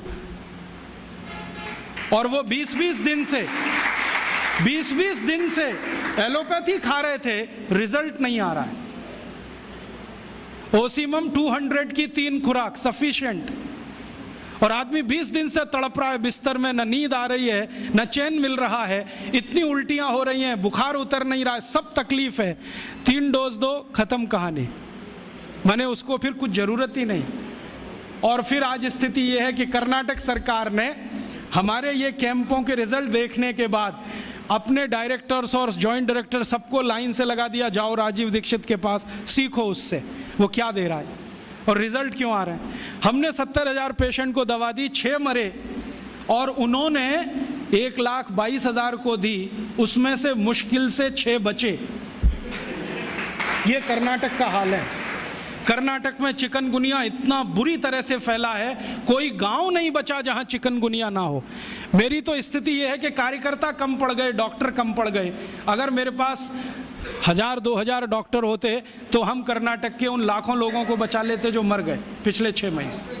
महाराष्ट्र में भी यही है, रिजल्ट मिलते हैं उन दवाओं से, तो भरोसा क्यों नहीं करें उनके ऊपर। ओसीमम तो तुलसी में से ही बनी है भाई, और तो क्या है, डाइल्यूशन फॉर्म में है, बस इतना ही तो है। और तुलसी का काढ़ा समझ लो मदर टिंचर फॉर्म है उसका, तो काढ़ा दे दो तो समझ लो मदर टिंचर दे दिया, और पोटेंसी में दिया तो डाइल्यूट करके दिया। और आप जानते हैं कि ये आयुर्वेद का ही सिद्धांत है कि औषधि की मात्रा जितनी कम रखो असर उतना ही अधिक है। होम्योपैथी तो इसी पे काम करती है। तो अपने विज्ञान में दम तो है, अपनी विद्या में दम तो है, बस इसका प्रचार करने की बात है। प्रचार कौन करेगा? आप करेंगे। और इसका सबसे सरल तरीका है walk walk walk and talk talk talk. सबसे सरल तरीका। अगर आप इसका अपनी विद्याओं का प्रचार करना चाहते हैं, सरकार तो करेगी नहीं, क्योंकि वो एलोपैथी के चंगुल में फंसी है। हमारी सरकार के 2 मंत्रियों का तो मेरा तजुर्बा है पिछले 6 साल में। जब जब मैं उनके पास गया स्वास्थ्य मंत्री को मिलने के लिए, वो कहते राजीव भाई ये सब हमको समझता है, कर कुछ नहीं सकते, क्योंकि ऐसा जकड़ के रख लिया है। तो मैंने कहा इसमें आग तो लगा सकते हो, आग ही लगा दो, हनुमान जी की तरह से रावण की लंका एक बार जल जाए, कम से कम कहानी तो खत्म हो जाए। तो कहते हैं उतनी हिम्मत अभी तक नहीं आई है, आ जाएगी तो वो भी लगा देंगे। तो उनमें तो आने से रही, क्योंकि वो तो फंसे हैं अपने स्वार्थ में।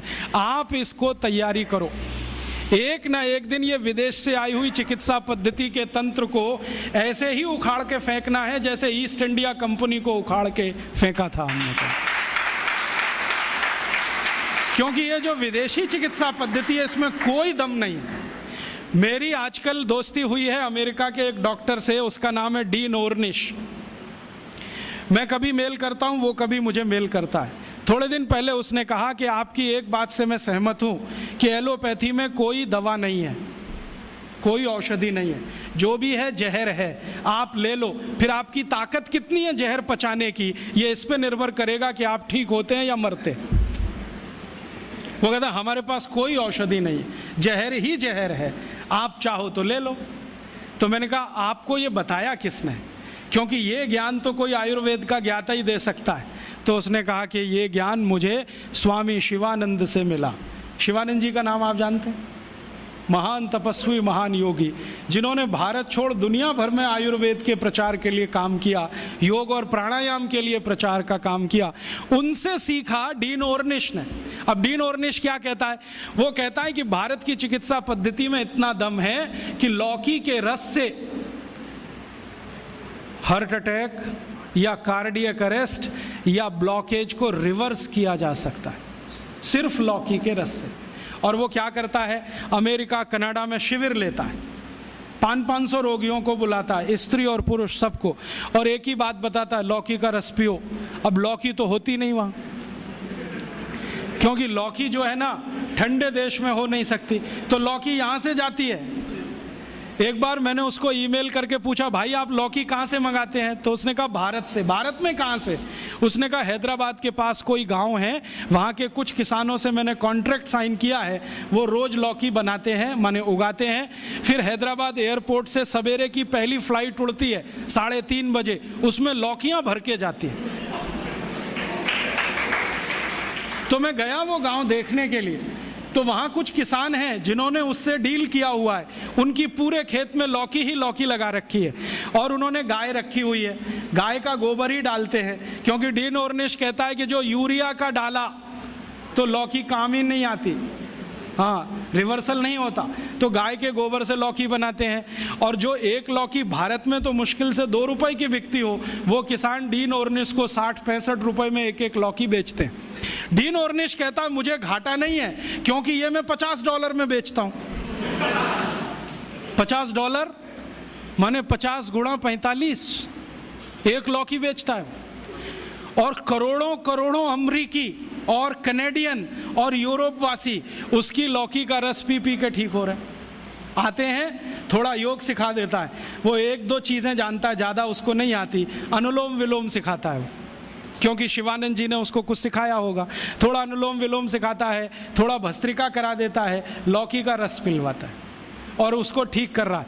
अब उसने किताब लिख मारी, देखो कैसे बेईमान लोग हैं, किताब लिख मारी और दुनिया में अथॉरिटी हो गया। डीन ऑर्निश लौकी पर अथॉरिटी हो गया, सारी दुनिया मानती है कि ये लौकी का विशेषज्ञ है।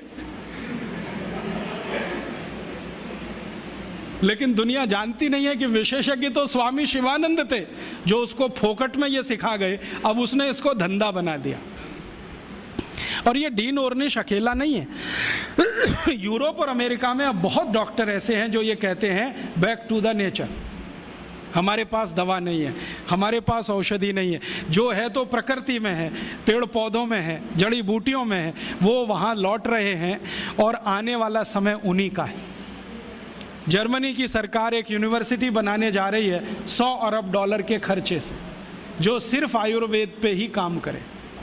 अमेरिका की सरकार अरबों डॉलर इन्वेस्ट कर रही है, क्योंकि अमेरिका की सरकार जानती है 20 साल के बाद यही चलने वाला है, तो धड़ाधड़ पेटेंट ले रहे हैं। हल्दी पे ले लो, इस पे ले लो, इस पे ले लो, और हम अभी भी गहरी नींद में सो रहे हैं। अगर दम नहीं होता हल्दी में, तो अमेरिकी सरकार ने 33 पेटेंट कैसे ले लिए? दम नहीं होता काली मिर्च में, तो वहाँ 22 पेटेंट हैं काली मिर्च पर। और सबसे लेटेस्ट पेटेंट पता है काली मिर्च का क्या है? कि इसको चूसो तो खांसी ठीक हो जाती है। अमेरिका ने इस पे पेटेंट किया हुआ है कि काली मिर्च को चूसने मात्र से खांसी ठीक हो जाती है। ये तो हमारे देश में लाखों माताएं बहनें रोज करती हैं, सब जानते हैं कि काली मिर्च को चूसो तो खांसी ठीक हो जाती है। उन्होंने पेटेंट करा लिया इस पे, हमें मालूम ही नहीं है। अब तो गोमूत्र पर पेटेंट करा ले रहे हैं वो तो लूट रहे हैं हमारी संपत्ति को। हम सो रहे हैं अभी भी कुंभकर्ण की नींद में। तो मैं आपसे कहने आया, जागो, इस भारतीय चिकित्सा व्यवस्था का प्रचार करो, और इतना प्रचार करो कि ये एलोपैथी बह जाए यहाँ से, क्योंकि हमें ये चाहिए नहीं और इसकी हमें आवश्यकता भी नहीं है। बहुत लोग कहते हैं जी कुछ तो आवश्यकता है, कहाँ? सर्जरी में। तो हम सर्जरी अपनी लाएंगे, यूरोप वाली सर्जरी में क्यों जाएंगे? हमारे यहाँ जो सर्जरी होती थी 200 साल पहले, उसको रिवाइव करेंगे, उसके स्कूल खोलेंगे, उसके कॉलेज खोलेंगे।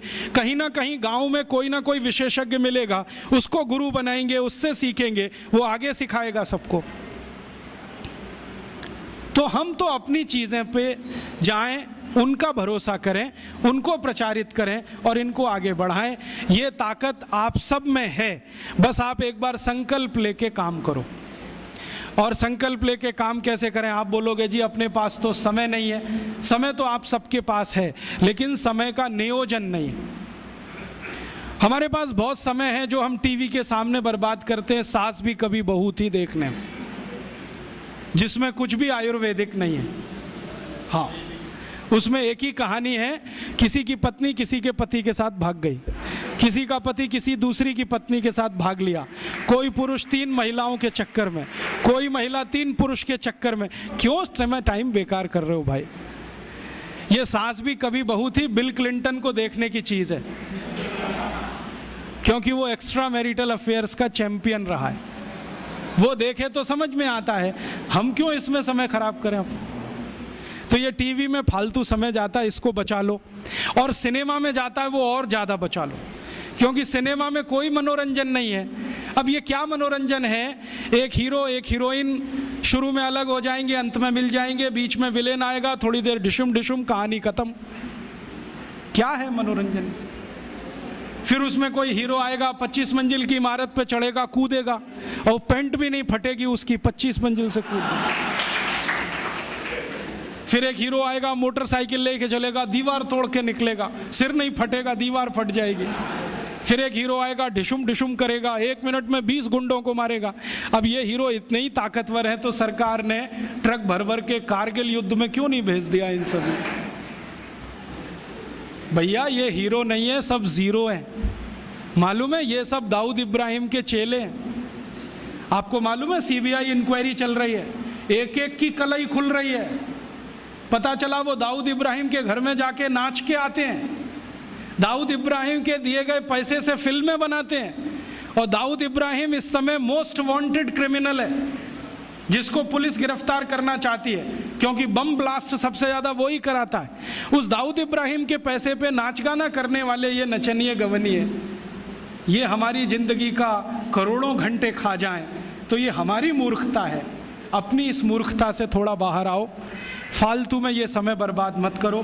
क्योंकि विद्यार्थी जीवन में मैं बहुत सुना करता था, टाइम इज़ मनी, और इसको आप खर्च कर रहे हो, और आप जानते हैं गया हुआ समय वापस नहीं आएगा। तो ये फालतू समय सिनेमा में, टीवी में जो बर्बाद कर रहे हो, इसको भारतीय चिकित्सा पद्धति के प्रचार में लगाओ। अब आप बोलोगे जी प्रचार कैसे होगा? तरीके मैं बताता हूँ। आप छोटी छोटी टीम बनाओ, ग्रुप बनाओ। आप तो थोड़ा होम्योपैथी जानते हो ना, तो होम्योपैथी में ऐसी बहुत दवाएं हैं जिनको सेलेक्ट करो जिनका बेस आयुर्वेद का है, और खासकर ऐसी बहुत दवाएं हैं जो 100% वेजिटेरियन है, माने फूल पौधे पत्ती से बनी हुई है ना, उनकी एक सूची बनाओ, इन्हीं दवाओं का उपयोग करो। नोजोड्स में जाओ ही मत, जरूरत नहीं है उसकी। मैं होम्योपैथी पढ़ाई करके नहीं, पढ़ पढ़ के सीखा, और मैंने ये तय कर लिया कि जिंदगी में कभी नोजोड्स का इस्तेमाल नहीं करूंगा, कितना भी सीरियस पेशेंट आए। और आपको सुनकर आश्चर्य होगा, मैक्सिमम सीरियस पेशेंट्स को मैं बेलाडोना से ठीक कर लेता हूं।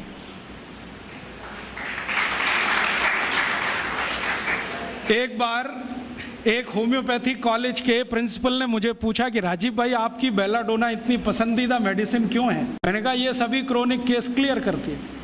कैसे करती है? मैंने कहा ध्यान से देखो तो बहुत सारे पेशेंट में बेलाडोना ही निकलती है, हम ध्यान नहीं देते इसलिए इधर उधर भटकते रहते हैं।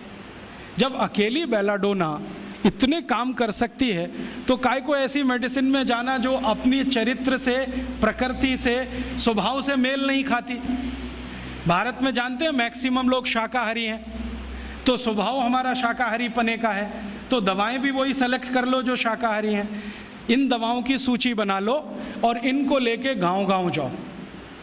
रविवार में जब छुट्टी होती है 2-3 घंटे के चिकित्सा शिविर लगाओ, पहले उनको थोड़ा चिकित्सा का ज्ञान दो। हमारे देश में अब मुझे ये समझ में आने लगा है कि किसी भी भारतीय नागरिक को चिकित्सा सुविधा की जरूरत नहीं है, चिकित्सकीय ज्ञान की जरूरत है। हेल्थ फैसिलिटीज़ नहीं चाहिए, नॉलेज चाहिए। नॉलेज की बहुत कमी, और इतनी कमी है कि पढ़े लिखे लोग उससे ज़्यादा पीड़ित हैं। छोटी छोटी बातें नहीं जानते। पानी को उबाल के पीना ये इतनी छोटी सी बात है, लेकिन आज के समय की बीमारियों में सबसे इफ़ेक्टिव है, खासकर 3 महीने की ये जो। तो आप उनको बता दो भैया पानी उबाल के पियो, उबाल के पानी पीने से क्या होता है वो समझा दो उनको, 10 मिनट में समझ में आ जाए। फिर उनसे कहो कि खाना खाते हो तो कुछ ये खाओ ये मत खाओ, क्योंकि दिनचर्या ऋतुचर्या जो आयुर्वेद की है ना वो जरूर सीख लो। दिनचर्या और ऋतुचर्या जरूर सीखो, आयुर्वेद की बहुत आवश्यक है। और आपको मैं एक किताब का नाम बोल के जाता हूँ, इसको पढ़ो। भगवत गीता जैसे पढ़ी जाती है, रामचरितमानस जैसे पढ़ी जाती है, उस किताब का नाम है अष्टांग हृदय। इसका एक दूसरा नाम भी है अष्टांग संग्रह, पुराना नाम अष्टांग हृदय। ये किताब का जो स्वस्थ व्रत है ना, वो ऐसे पढ़ो जैसे आप धार्मिक पुस्तक पढ़ते हो, और उसको बार बार पढ़ो तो याद हो जाएगा, कंठस्थ हो जाएगा। उसमें 2000 सूत्र हैं। ये सूत्र लोगों को बताना शुरू कर दो। छोटे छोटे सूत्र हैं, जैसे खाना खाने के बाद पानी मत पियो, स्वस्थ रहना है जिंदगी भर तो खाने के 1 घंटे के बाद पानी पियो। क्यों नहीं पिए वो आप सब जानते हो, सरल भाषा में उनको समझा दो। फिर उनको बोलो पानी पियो तो घूंट भर भर के पियो, सिप करके पियो, ताकि ज़्यादा लार शरीर में जाए, वात पित्त कफ तीनों संतुलित रहे। ठंडा पानी कभी मत पियो। मैंने दुनिया में ठंडे पानी पीने वालों को बहुत देखा है। यूरोप और अमेरिका के लोग चिल्ड वाटर पीते हैं, बर्फ़ का पानी फ्रिज में रख के पीते हैं। परिणाम जानते हैं क्या होता है? सवेरे जब टॉयलेट रूम में जाते हैं तो 1-1 घंटे बाहर ही नहीं आते। उनको पूछो भाई तुम क्या कर रहे थे 1 घंटे वहाँ? तो कहते हैं न्यूज़पेपर पढ़ रहे थे, मैगज़ीन पढ़ रहे थे। क्यों पढ़ रहे थे? स्टूल पास नहीं होता। क्यों नहीं होता?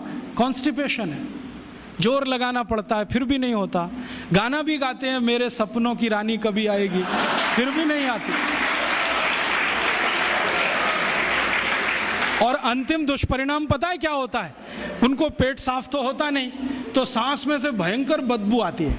किसी अमेरिकन यूरोपियन के नज़दीक बैठ जाओ, अगर वो लिस्ट्रीन स्प्रे करके नहीं आया तो 1 मिनट नहीं बैठ सकते।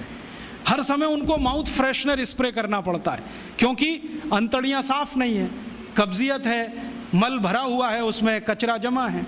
फिर उनके पसीने में से भी बदबू आती है। क्यों? कब्जियत बहुत है। और पसीने की बदबू दूर करने के लिए डिओडोरेंट स्प्रे करते रहते हैं। और आप तो सब जानते हो कि अगर कब्जियत है तो बाल भी कड़क रहते हैं, तो उन कड़क बाल को सॉफ्ट करने के लिए क्या क्या सब करते हैं, शैम्पू लगाते हैं, शैम्पू के बाद पता नहीं क्या क्या लगाते हैं। ये सब वो जो करते हैं ना, उनकी मजबूरी है, स्टेटस सिंबल नहीं है। इसको अपने दिमाग से निकाल दो कि ये कोई स्टेटस सिंबल है। तो सरल भाषा में समझाओ, ठंडा पानी पीने से ये होता है, मत पियो, समझ जाएंगे। फिर उनको बोलो सवेरे उठो तो सबसे पहले पानी पियो। फिर उनसे बोलो खाना खाओ तो बैठ के खाओ, कभी भी खाना खाओ तो पूर्व दिशा में मुंह करके खाओ, सो तो पूर्व दिशा में। ये अष्टांग हृदय में इतने अद्भुत छोटे छोटी बातें हैं तो संस्कृत में है, लेकिन अब तो उसका हिंदी भी आने लगा है। तो हिंदी ले लो, हिंदी वर्जन ले लो, इसको पढ़ो, बार बार पढ़ो, और ये जाके गांव में सबको बताओ। फिर उनको कहो देखो ये तो है स्वस्थ रहने के लिए, अब तुम बीमार पड़ो तो बताओ तुम्हारी बीमारी क्या है। ये बीमारी है तो ये दवा है, ये बीमारी है तो ये दवा है। और मेरा आपसे एक निवेदन जरूर है कि अगर आप होम्योपैथी से भी इलाज करो तो उसकी मूल दवा जरूर बता दो। उनको ये ग्रीक और रोमन नाम में मत फंसाओ। आप कहोगे जी मैं तो ऑसीमम दे रहा हूँ, ये उनको कहो ये तो तुलसी का रस है भैया, तुम्हारे घर में फूलों से बनी हुई है, आसानी से मिलती है, जयपुर में मिलती है, दिल्ली में मिलती है। भंडारी वालों को अक्सर ऑर्डर दे के रखो, हमको इतनी भेजो। उनको जो पता चल गया कि आप प्रचार के लिए कर रहे हो तो मुफ्त में भी दे देंगे आपको। तो इस तरह से आप गांव गांव जाओ, छोटे छोटे शिविर लगाओ, गांव वालों को इकट्ठा करो। गांव वाले बहुत दुखी हैं, शहर वाले भी दुखी हैं। वैसे तो वो दुखी हैं, इसका यही सबूत है कि रामदेव जी आए जयपुर में सवेरे 4 बजे तो सब लोग पहुंच जाते हैं वहाँ, पैसा भी देते हैं, समय भी देते हैं। और 4 बजे रामदेव जी कहें टांग ऊपर उठा लो तो उठा लेते हैं, कहें सिर नीचे कर दो तो कर लेते हैं, ऐसे कर लो तो कर लेते हैं। क्यों? परेशान हैं, दुखी हैं, शरीर उनका साथ नहीं दे रहा है। और इतने दुखी हैं कि रामदेव जी तो क्या, कोई टिम्बकटू आ जाए उसी के सामने वो आ जाएंगे, और वो दुनिया भर में घूम के आते हैं अपनी अपनी छोटी छोटी बीमारियां लेके। तो इन जो दुखी लोगों का थोड़ा थोड़ा आप मदद कर दो इलाज के रूप में, ये सब आपके भगत हो जाएंगे। और ये भगत हो जाएंगे तो कहो आप भी प्रचार करो इसका, वो भी करें, आप भी करो, तो ये इतना तेज़ी से मल्टीप्लाई करेगा कि 2-5 साल में एलोपैथी का बाजा बज जाएगा। और बजा देना है अपने को, हाँ, ये संकल्प लेके चलो कि इनका बाजा हमको बजाना है।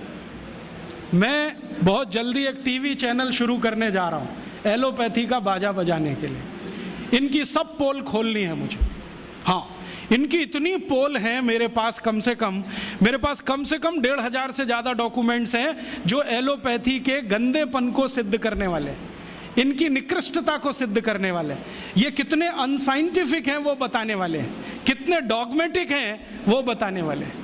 मेरे पास ऐसे बहुत इंटरव्यूज़ हैं बड़े बड़े डॉक्टरों के, वो कहते हैं कि हम कोई डायग्नोसिस नहीं करते, तीर मारते, लग गया तो ठीक, नहीं तो तुक्का। और वो कहते हैं हम तो एक ही सिद्धांत पे काम करते हैं, ट्रायल एंड एरर, देते जाओ गलतियां करते जाओ, देते जाओ गलती, भले मर जाए पेशेंट उसमें। हमारे पास तो कम से कम ये नहीं है ट्रायल एंड एरर वाला। हम तो जानते हैं कि तुलसी है तो उसके ये गुण हैं तो ये रिजल्ट आना ही चाहिए, मेथी है तो उसके ये गुण हैं तो ये रिजल्ट आना ही चाहिए। हमको सब मालूम है, फिक्स है, यहाँ वेरिएशन नहीं है। मेथी के जो रिजल्ट चरक ऋषि को मिले वो आज भी मिलते हैं, इसमें इतना सातत्य है, वेरिएशन कहीं भी नहीं है। तो जो विज्ञान में सातत्य होता है, सत्य ज्ञान वही होता है। तो हमारे पास जो सत्य ज्ञान है इसको लेकर आगे बढ़ें और इसके अपने जीवन में भी और दूसरों के जीवन में प्रयोग करने के लिए प्रेरित करें। छोटी छोटी कुछ बातें आप भी अपने जीवन में करो। ये एलोपैथी में से निकले हुए जो भी बाई प्रोडक्ट्स हैं ना, इनको जीवन में इस्तेमाल मत करो। जैसे टूथपेस्ट, ये तो भारत का नहीं है ना, ये तो एलोपैथी का है। और यूरोप वाले टूथपेस्ट इसलिए घिसते हैं कि मसूड़े बहुत उनके हार्ड हैं, कड़क हैं, क्योंकि बर्फ़ के नज़दीक रहते हैं। मसूड़े कड़क हैं तो ब्रश जो है ना प्लास्टिक का भी चलेगा, उसको घिसें तो ज़्यादा तकलीफ नहीं आएगी। और दूसरा, उनके पास दांत साफ करने के लिए कुछ है ही नहीं, करें क्या? वो बेचारे परेशान हैं, नीम का दातुन मिले, यूरोप में नीम होता ही नहीं है। वो परेशान है बबूल का दातुन मिले, बबूल होता ही नहीं है। वो परेशान है दंतमंजन मिले, दंतमंजन होने के लिए 18 जड़ी बूटी लगती हैं, वो होती ही नहीं है। तो ले दे के उनके पास एक ही चीज़ है, वो है सोडियम लॉरेल सल्फेट, माने डिटर्जेंट पाउडर, माने शैम्पू। उसी को घिसते हैं दांत में, बनाते हैं झाग, फूकते हैं वॉश बेसिन। और भाव क्या है? 27 रुपए का 100 ग्राम, 1 किलो 270 रुपए का। हम कैसे पागल लोग हैं। 150 रुपए किलो गाय का घी रोटी पे लगा के खाओ, 270 रुपए किलो का कॉलगेट दांत पे रगड़ के वॉश बेसिन में थूको और कहो कि हम बहुत स्मार्ट हैं। तो मैं कहता हूँ और स्मार्ट बनो। तो पूछते हैं करें क्या? मैं बोलता हूँ ये 270 रुपए किलो का इतना महंगा कॉलगेट है, थूकते क्यों हो?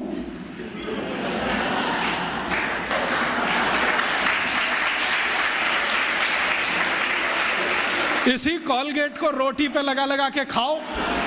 और वो कहते भी हैं कि इसमें कैल्शियम है, इसमें मिनरल्स हैं, तो खाओगे तभी तो काम आएगा। और खा नहीं सकते तो इंजेक्शन ले लो कॉलगेट के, नहीं तो एनीमा तो ले ही लो, नहीं तो काम कैसे आएगा वो कॉलगेट। इस मूर्खता में मत फंसो। ये कॉलगेट, क्लोजअप, पेप्सोडेंट, सिबाका, फॉरेंस यूरोप की मजबूरी है, उनके यहाँ कुछ नहीं है। हमारे यहाँ पता है क्या है? आयुर्वेद में दांत साफ करने के लिए 12 जड़ी बूटियाँ, 12 तरह के वृक्ष की डंडी, नीम की दातुन चैत्र के महीने में, सुनो जरा इसको गंभीरता से, हर महीने में अलग दातुन। नीम की दातुन चैत्र के महीने में, बैसाख में बबूल की दातुन, आषाढ़ में आम की दातुन, और मैंने देखा हर महीने में विशेष दातुन। और इतना माइक्रो स्टडी किया गया हजारों साल कि चैत्र के महीने में शरीर की प्रकृति ऐसी रहती है तो नीम ही है जो बैलेंस कर सकता है, तो नीम की दातुन। बैसाख के महीने में ऐसी प्रकृति है तो बबूल बैलेंस करता है, तो बबूल का दातुन। आषाढ़ में ऐसा है तो आम बैलेंस करता है, ये बैलेंस कर। तो इतने बड़े साइंस को छोड़कर आप फंस गए वो कॉलगेट में। ख़त्म करो ये कॉलगेट। हम तो मजबूर नहीं है, गांव गांव में नीम मिलता है, बबूल मिलता है, तो नीम बबूल का दातुन करो, नहीं मिलता तो दंतमंजन करो। ऐसे यूरोप से आए हुआ ये जो शैम्पू है, ये वो लगाते हैं इसलिए कि बाल कड़े हैं, कड़क है। कड़क इसलिए कि पेट साफ नहीं है, कब्जियत है। आपको शैम्पू की क्या ज़रूरत है? आपको बाल ही साफ करने हैं तो आयुर्वेदिक औषधि है आंवला, रीठा, शिकाकाई, गांव-गांव मिलती है, कहीं से भी ले लो, इकट्ठा करके डिब्बे में रख लो, बराबर मात्रा में मिला लो, 1 चम्मच गर्म पानी में डालो, सवेरे उस पानी से बाल धो लो। फिर कोई कहेंगे जी डैंड्रफ हो जाता है, तो उसके लिए नींबू का रस जिंदाबाद। नींबू के रस में थोड़ा गुड़ मिला दो और उसको बाल में लगा लो, सब डैंड्रफ निकलता है। एलोवेरा जिंदाबाद। ग्वारपाठा कहीं भी मिलता है, उसका रस ले लो, बालों में लगा लो, एकदम ठीक कर देगा। अपने पास कुछ कमी नहीं, तो अपनी ज़िंदगी में ये एलोपैथी निकालो। सवेरे ही सवेरे उठते हो, चाय पी लेते हो, कॉफ़ी पी लेते हो। आयुर्वेद कहता है कि ये जो चाय कॉफ़ी पिए तो ज़िंदगी भर बीमारी ही बीमारी। सवेरे का दिन शुरू करो पानी से, चाय कॉफ़ी से नहीं, तो अपने आप स्वस्थ रहोगे। तो अपने जीवन में भी थोड़ा आयुर्वेद को लाओ। अपने जीवन में खान पान आयुर्वेद के हिसाब से, रहन सहन आयुर्वेद के हिसाब से, आचार व्यवहार आयुर्वेद के हिसाब। खान पान माने जो भारतीय है वही रखो। यूरोपीय अंग्रेजी खान पान, pizza, burger, hot dog, cold dog, chowmein, noodles, क्यों फंस गए इसमें? नाम भी बड़े विचित्र हैं। हॉट डॉग गरम कुत्ता, कोल्ड डॉग ठंडा कुत्ता। चाउमीन का क्या मतलब आप नहीं जानते, तो क्यों खा रहे हो? अपने यहाँ बहुत कुछ है खाने पीने के लिए। भारत तो ऐसा अद्भुत देश है कि जिस दिन जन्म लिया और जिस दिन मरो, हर दिन एक नई डिश बना के खा सकते हो। इतनी वैरायटीज़ हैं इस देश में। ये यूरोप में तो पाव और भाजी, माने बर्गर, पिज़्ज़ा, ये सब पाव से ही बनता है। वो उनकी मजबूरी है, क्योंकि गेहूं तो है उनके यहाँ, गेहूं अपने यहाँ भी है, गेहूं का आटा बनाते हैं, हम भी बनाते हैं। आटे को गूंदना नहीं आता उनको, क्योंकि वो टेक्नोलॉजी आज तक वो सीख नहीं पाए, और हमने शायद ट्रांसफ़र भी नहीं किया होगा। तो आटा गूंदना नहीं आता, आटे को सड़ाना जानते हैं, तो सड़ाते हैं उसको, 20-20 दिन सड़ता है। और वो सड़े हुए आटे से पाव ही बन सकता है, ब्रेड ही बन सकती है। हम तो आटे को गूंदना जानते हैं, गूंदे हुए आटे में 48 मिनट के अंदर कुछ भी बना लो, पूरी है, कचौरी है, रोटी है, पराठा है, नान है, क्या क्या सब बना लो। उनका सड़ा हुआ आटा 2 ही चीज़ बनाएगा, पाव रोटी, डबल रोटी। तो वो पाव रोटी डबल रोटी खाते मजबूरी है, कुछ आता नहीं बनाना, हम क्यों खाएं ये सब? और वहाँ पाव रोटी खाएंगे सड़ी हुई, तो इसको पचाना है तो कोई एसिडिक चीज़ पीनी पड़ेगी, तो वो पेप्सी कोक पीते हैं, क्योंकि खाया कचरा है तो पचाना भी वही कचरा, इसलिए पेप्सी कोक पीते हैं। हमको क्या ज़रूरत है पीने की? हम तो गर्म देश में रहते हैं, हमको तो ज़रूरत नहीं है। और अगर पेप्सी कोक पीना है तो सोच कर पियो कि इसमें वही एसिड है जिससे टॉयलेट क्लीनर बनता है, और उतना ही एसिड है जितना टॉयलेट क्लीनर में होता है। मैंने एक बार पेप्सी का पीएच कैलकुलेट किया था, 2.4 है, और फिनाइल का पीएच भी 2.4 है, हार्पिक का पीएच भी 2.4 है। तो एक दिन मैंने सोचा हार्पिक से टॉयलेट साफ होता है तो पेप्सी से भी होना चाहिए। मैंने किया और एकदम झकाझक सफेद।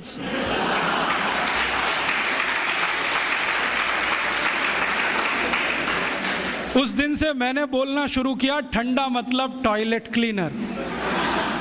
और हम पीते हैं, अकेले नहीं, घर में आने वाले मेहमान को भी पिलाते हैं।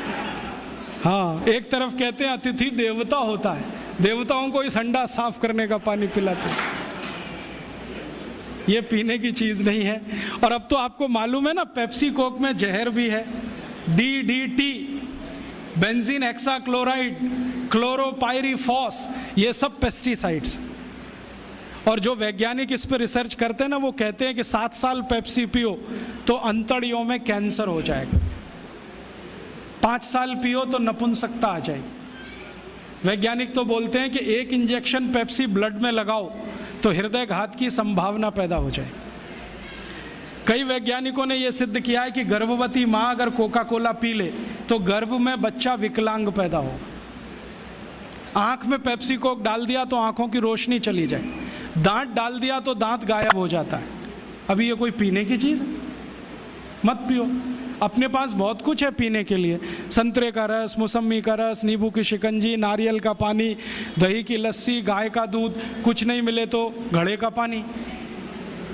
तो ये अमेरिका और यूरोप से जो कुछ आया ये हमारी ज़िंदगी में रहे जरूरी नहीं है। डिओडोरेंट इस्तेमाल मत करो, वो क्यों करते हैं मैंने बताया, पसीने की बदबू आती है, आपको क्यों आनी चाहिए? और अगर आती है तो पेट ठीक करो, स्प्रे करने से कुछ नहीं होगा। मुंह में लिस्ट्रीन वो स्प्रे करते हैं, पेट साफ नहीं है, आप अपनी कब्जियत ठीक करो। तो उनकी नकल मत करो, क्योंकि वो एक खास तरह की व्यवस्था में रहते हैं, हम दूसरे तरह की व्यवस्था में रहते हैं। ध्यान रखो, वो बहुत ठंड को झेलते हैं, हम इतनी ठंड नहीं झेलते, इसलिए वो चाय कॉफ़ी पिए, उनका ब्लड प्रेशर बढ़ा रहे वो चलेगा, आपका थोड़ा भी बढ़ गया तकलीफ करेगा। तो अपनी ज़िंदगी में जो आयुर्वेद से आया, जो भारतीय विद्याओं ने सिखाया, वही अपने जीवन में लाओ और जीवन का एक सूत्र बनाओ, भारतीय बने और भारतीय चीज़ों का ही उपयोग करें। भारतीय भाषा, भारतीय भूषा, भारतीय भोजन, भारतीय भजन और भारतीय भेषज, ये 5 चीज़ों का इस्तेमाल करो। भोजन मैंने बता ही दिया। भूषा आप जानते हो, अपनी भारत की भूषा और इंग्लैंड ज़मीन आसमान का अंतर है। वो ठंड वाले जगह रहते हैं, टाई सूट पहनना उनके लिए मजबूरी है, हमको टाई सूट पहनने की कोई मजबूरी। अगर 50 डिग्री तापमान में हम सूट और पैंट और टाई पहन के घूमें तो मूर्खों के मूर्ख ही दिखेंगे। बहुत लोगों को मैंने देखा है, शादी करने जाते हैं, घोड़े पे चढ़ते हैं, टाई और 3 पीस सूट पहन के बैठते हैं, जून के महीने में भयंकर गर्मी में सुपर इडियट बन के जाते हैं। और उनको पूछो भाई ये क्यों कर रहे हो, तो कहते हैं आज तो कर लेने दो, शादी का दिन है, मैंने आज ही सुपर इडियोसिटी दिखानी है आपको शादी के दिन। ये मत करो आप, उनकी भूषा नहीं है, हमारे काम की नहीं है, उनकी भाषा भी हमारे काम की नहीं है। उनकी भाषा में बहुत सारे शब्द ऐसे हैं जो आप बिना जाने इस्तेमाल मत करो। जैसे कई बार मैं कई लोगों के घर में जाता हूँ, अधकचरे लोग पता है कैसी बात करते हैं, ओ Rajiv Dixit, she is my Mrs. तो मैं पूछता हूँ really she is your Mrs? क्योंकि यूरोप में मिसेज का अर्थ जानते हैं, धर्म पत्नी को छोड़कर कोई भी महिला वो मिसेज होती है। क्योंकि वहाँ शादी करने की परंपरा नहीं है। 70% लोग बिना शादी के रहते हैं। ऐसे ही वो मिस्टर बात करते हैं, हम क्यों करें? वो आंटी अंकल बोलते हैं क्योंकि उनके यहाँ कोई रिलेशनशिप नहीं है, परिवार नहीं है, तो परिवार संस्था के कारण संबंध नहीं है। हमारे यहाँ चाचा है, चाची है, मामा है, मामी है, मौसा है, मौसी है। भारतीय भाषा में थोड़ी दम ज़्यादा है, इसका ही जीवन में है। तो भारत की भाषा, भारत की भूषा, भारत का भोजन, भारत का भजन, भजन माने संगीत, भारतीय संगीत। ये रॉक और पॉप, इसमें मत फंसो, ना तो कर्णप्रिय है ना शरीर के स्वास्थ्य के लिए अच्छा है। भारतीय संगीत इतना स्लो, इतना मधुर कि आपको म्यूजिक से ही बहुत सारी बीमारियां ठीक हो जाएं। आपको मालूम है कभी म्यूजिक थेरेपी रहा है इस देश में, तो वो तो इतनी ऊंचाई वाला है।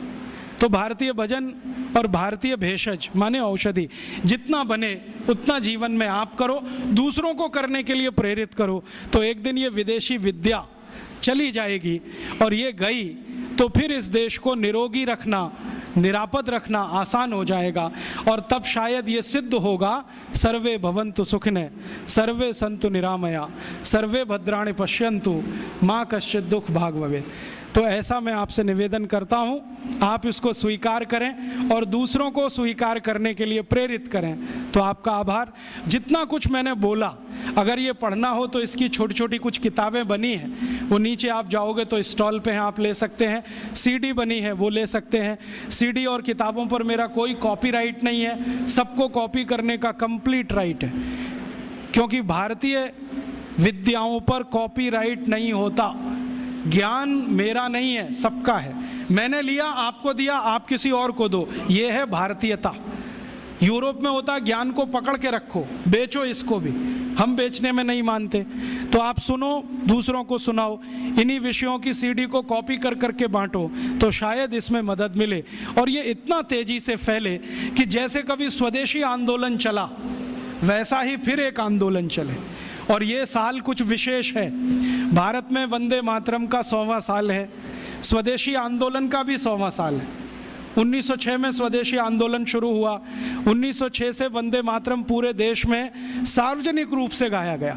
तो इस ऐतिहासिक वर्ष में कुछ ऐतिहासिक काम हम करें, उसके लिए ईश्वर आपको प्रेरणा दे। ऐसी भावना के साथ आभार, धन्यवाद।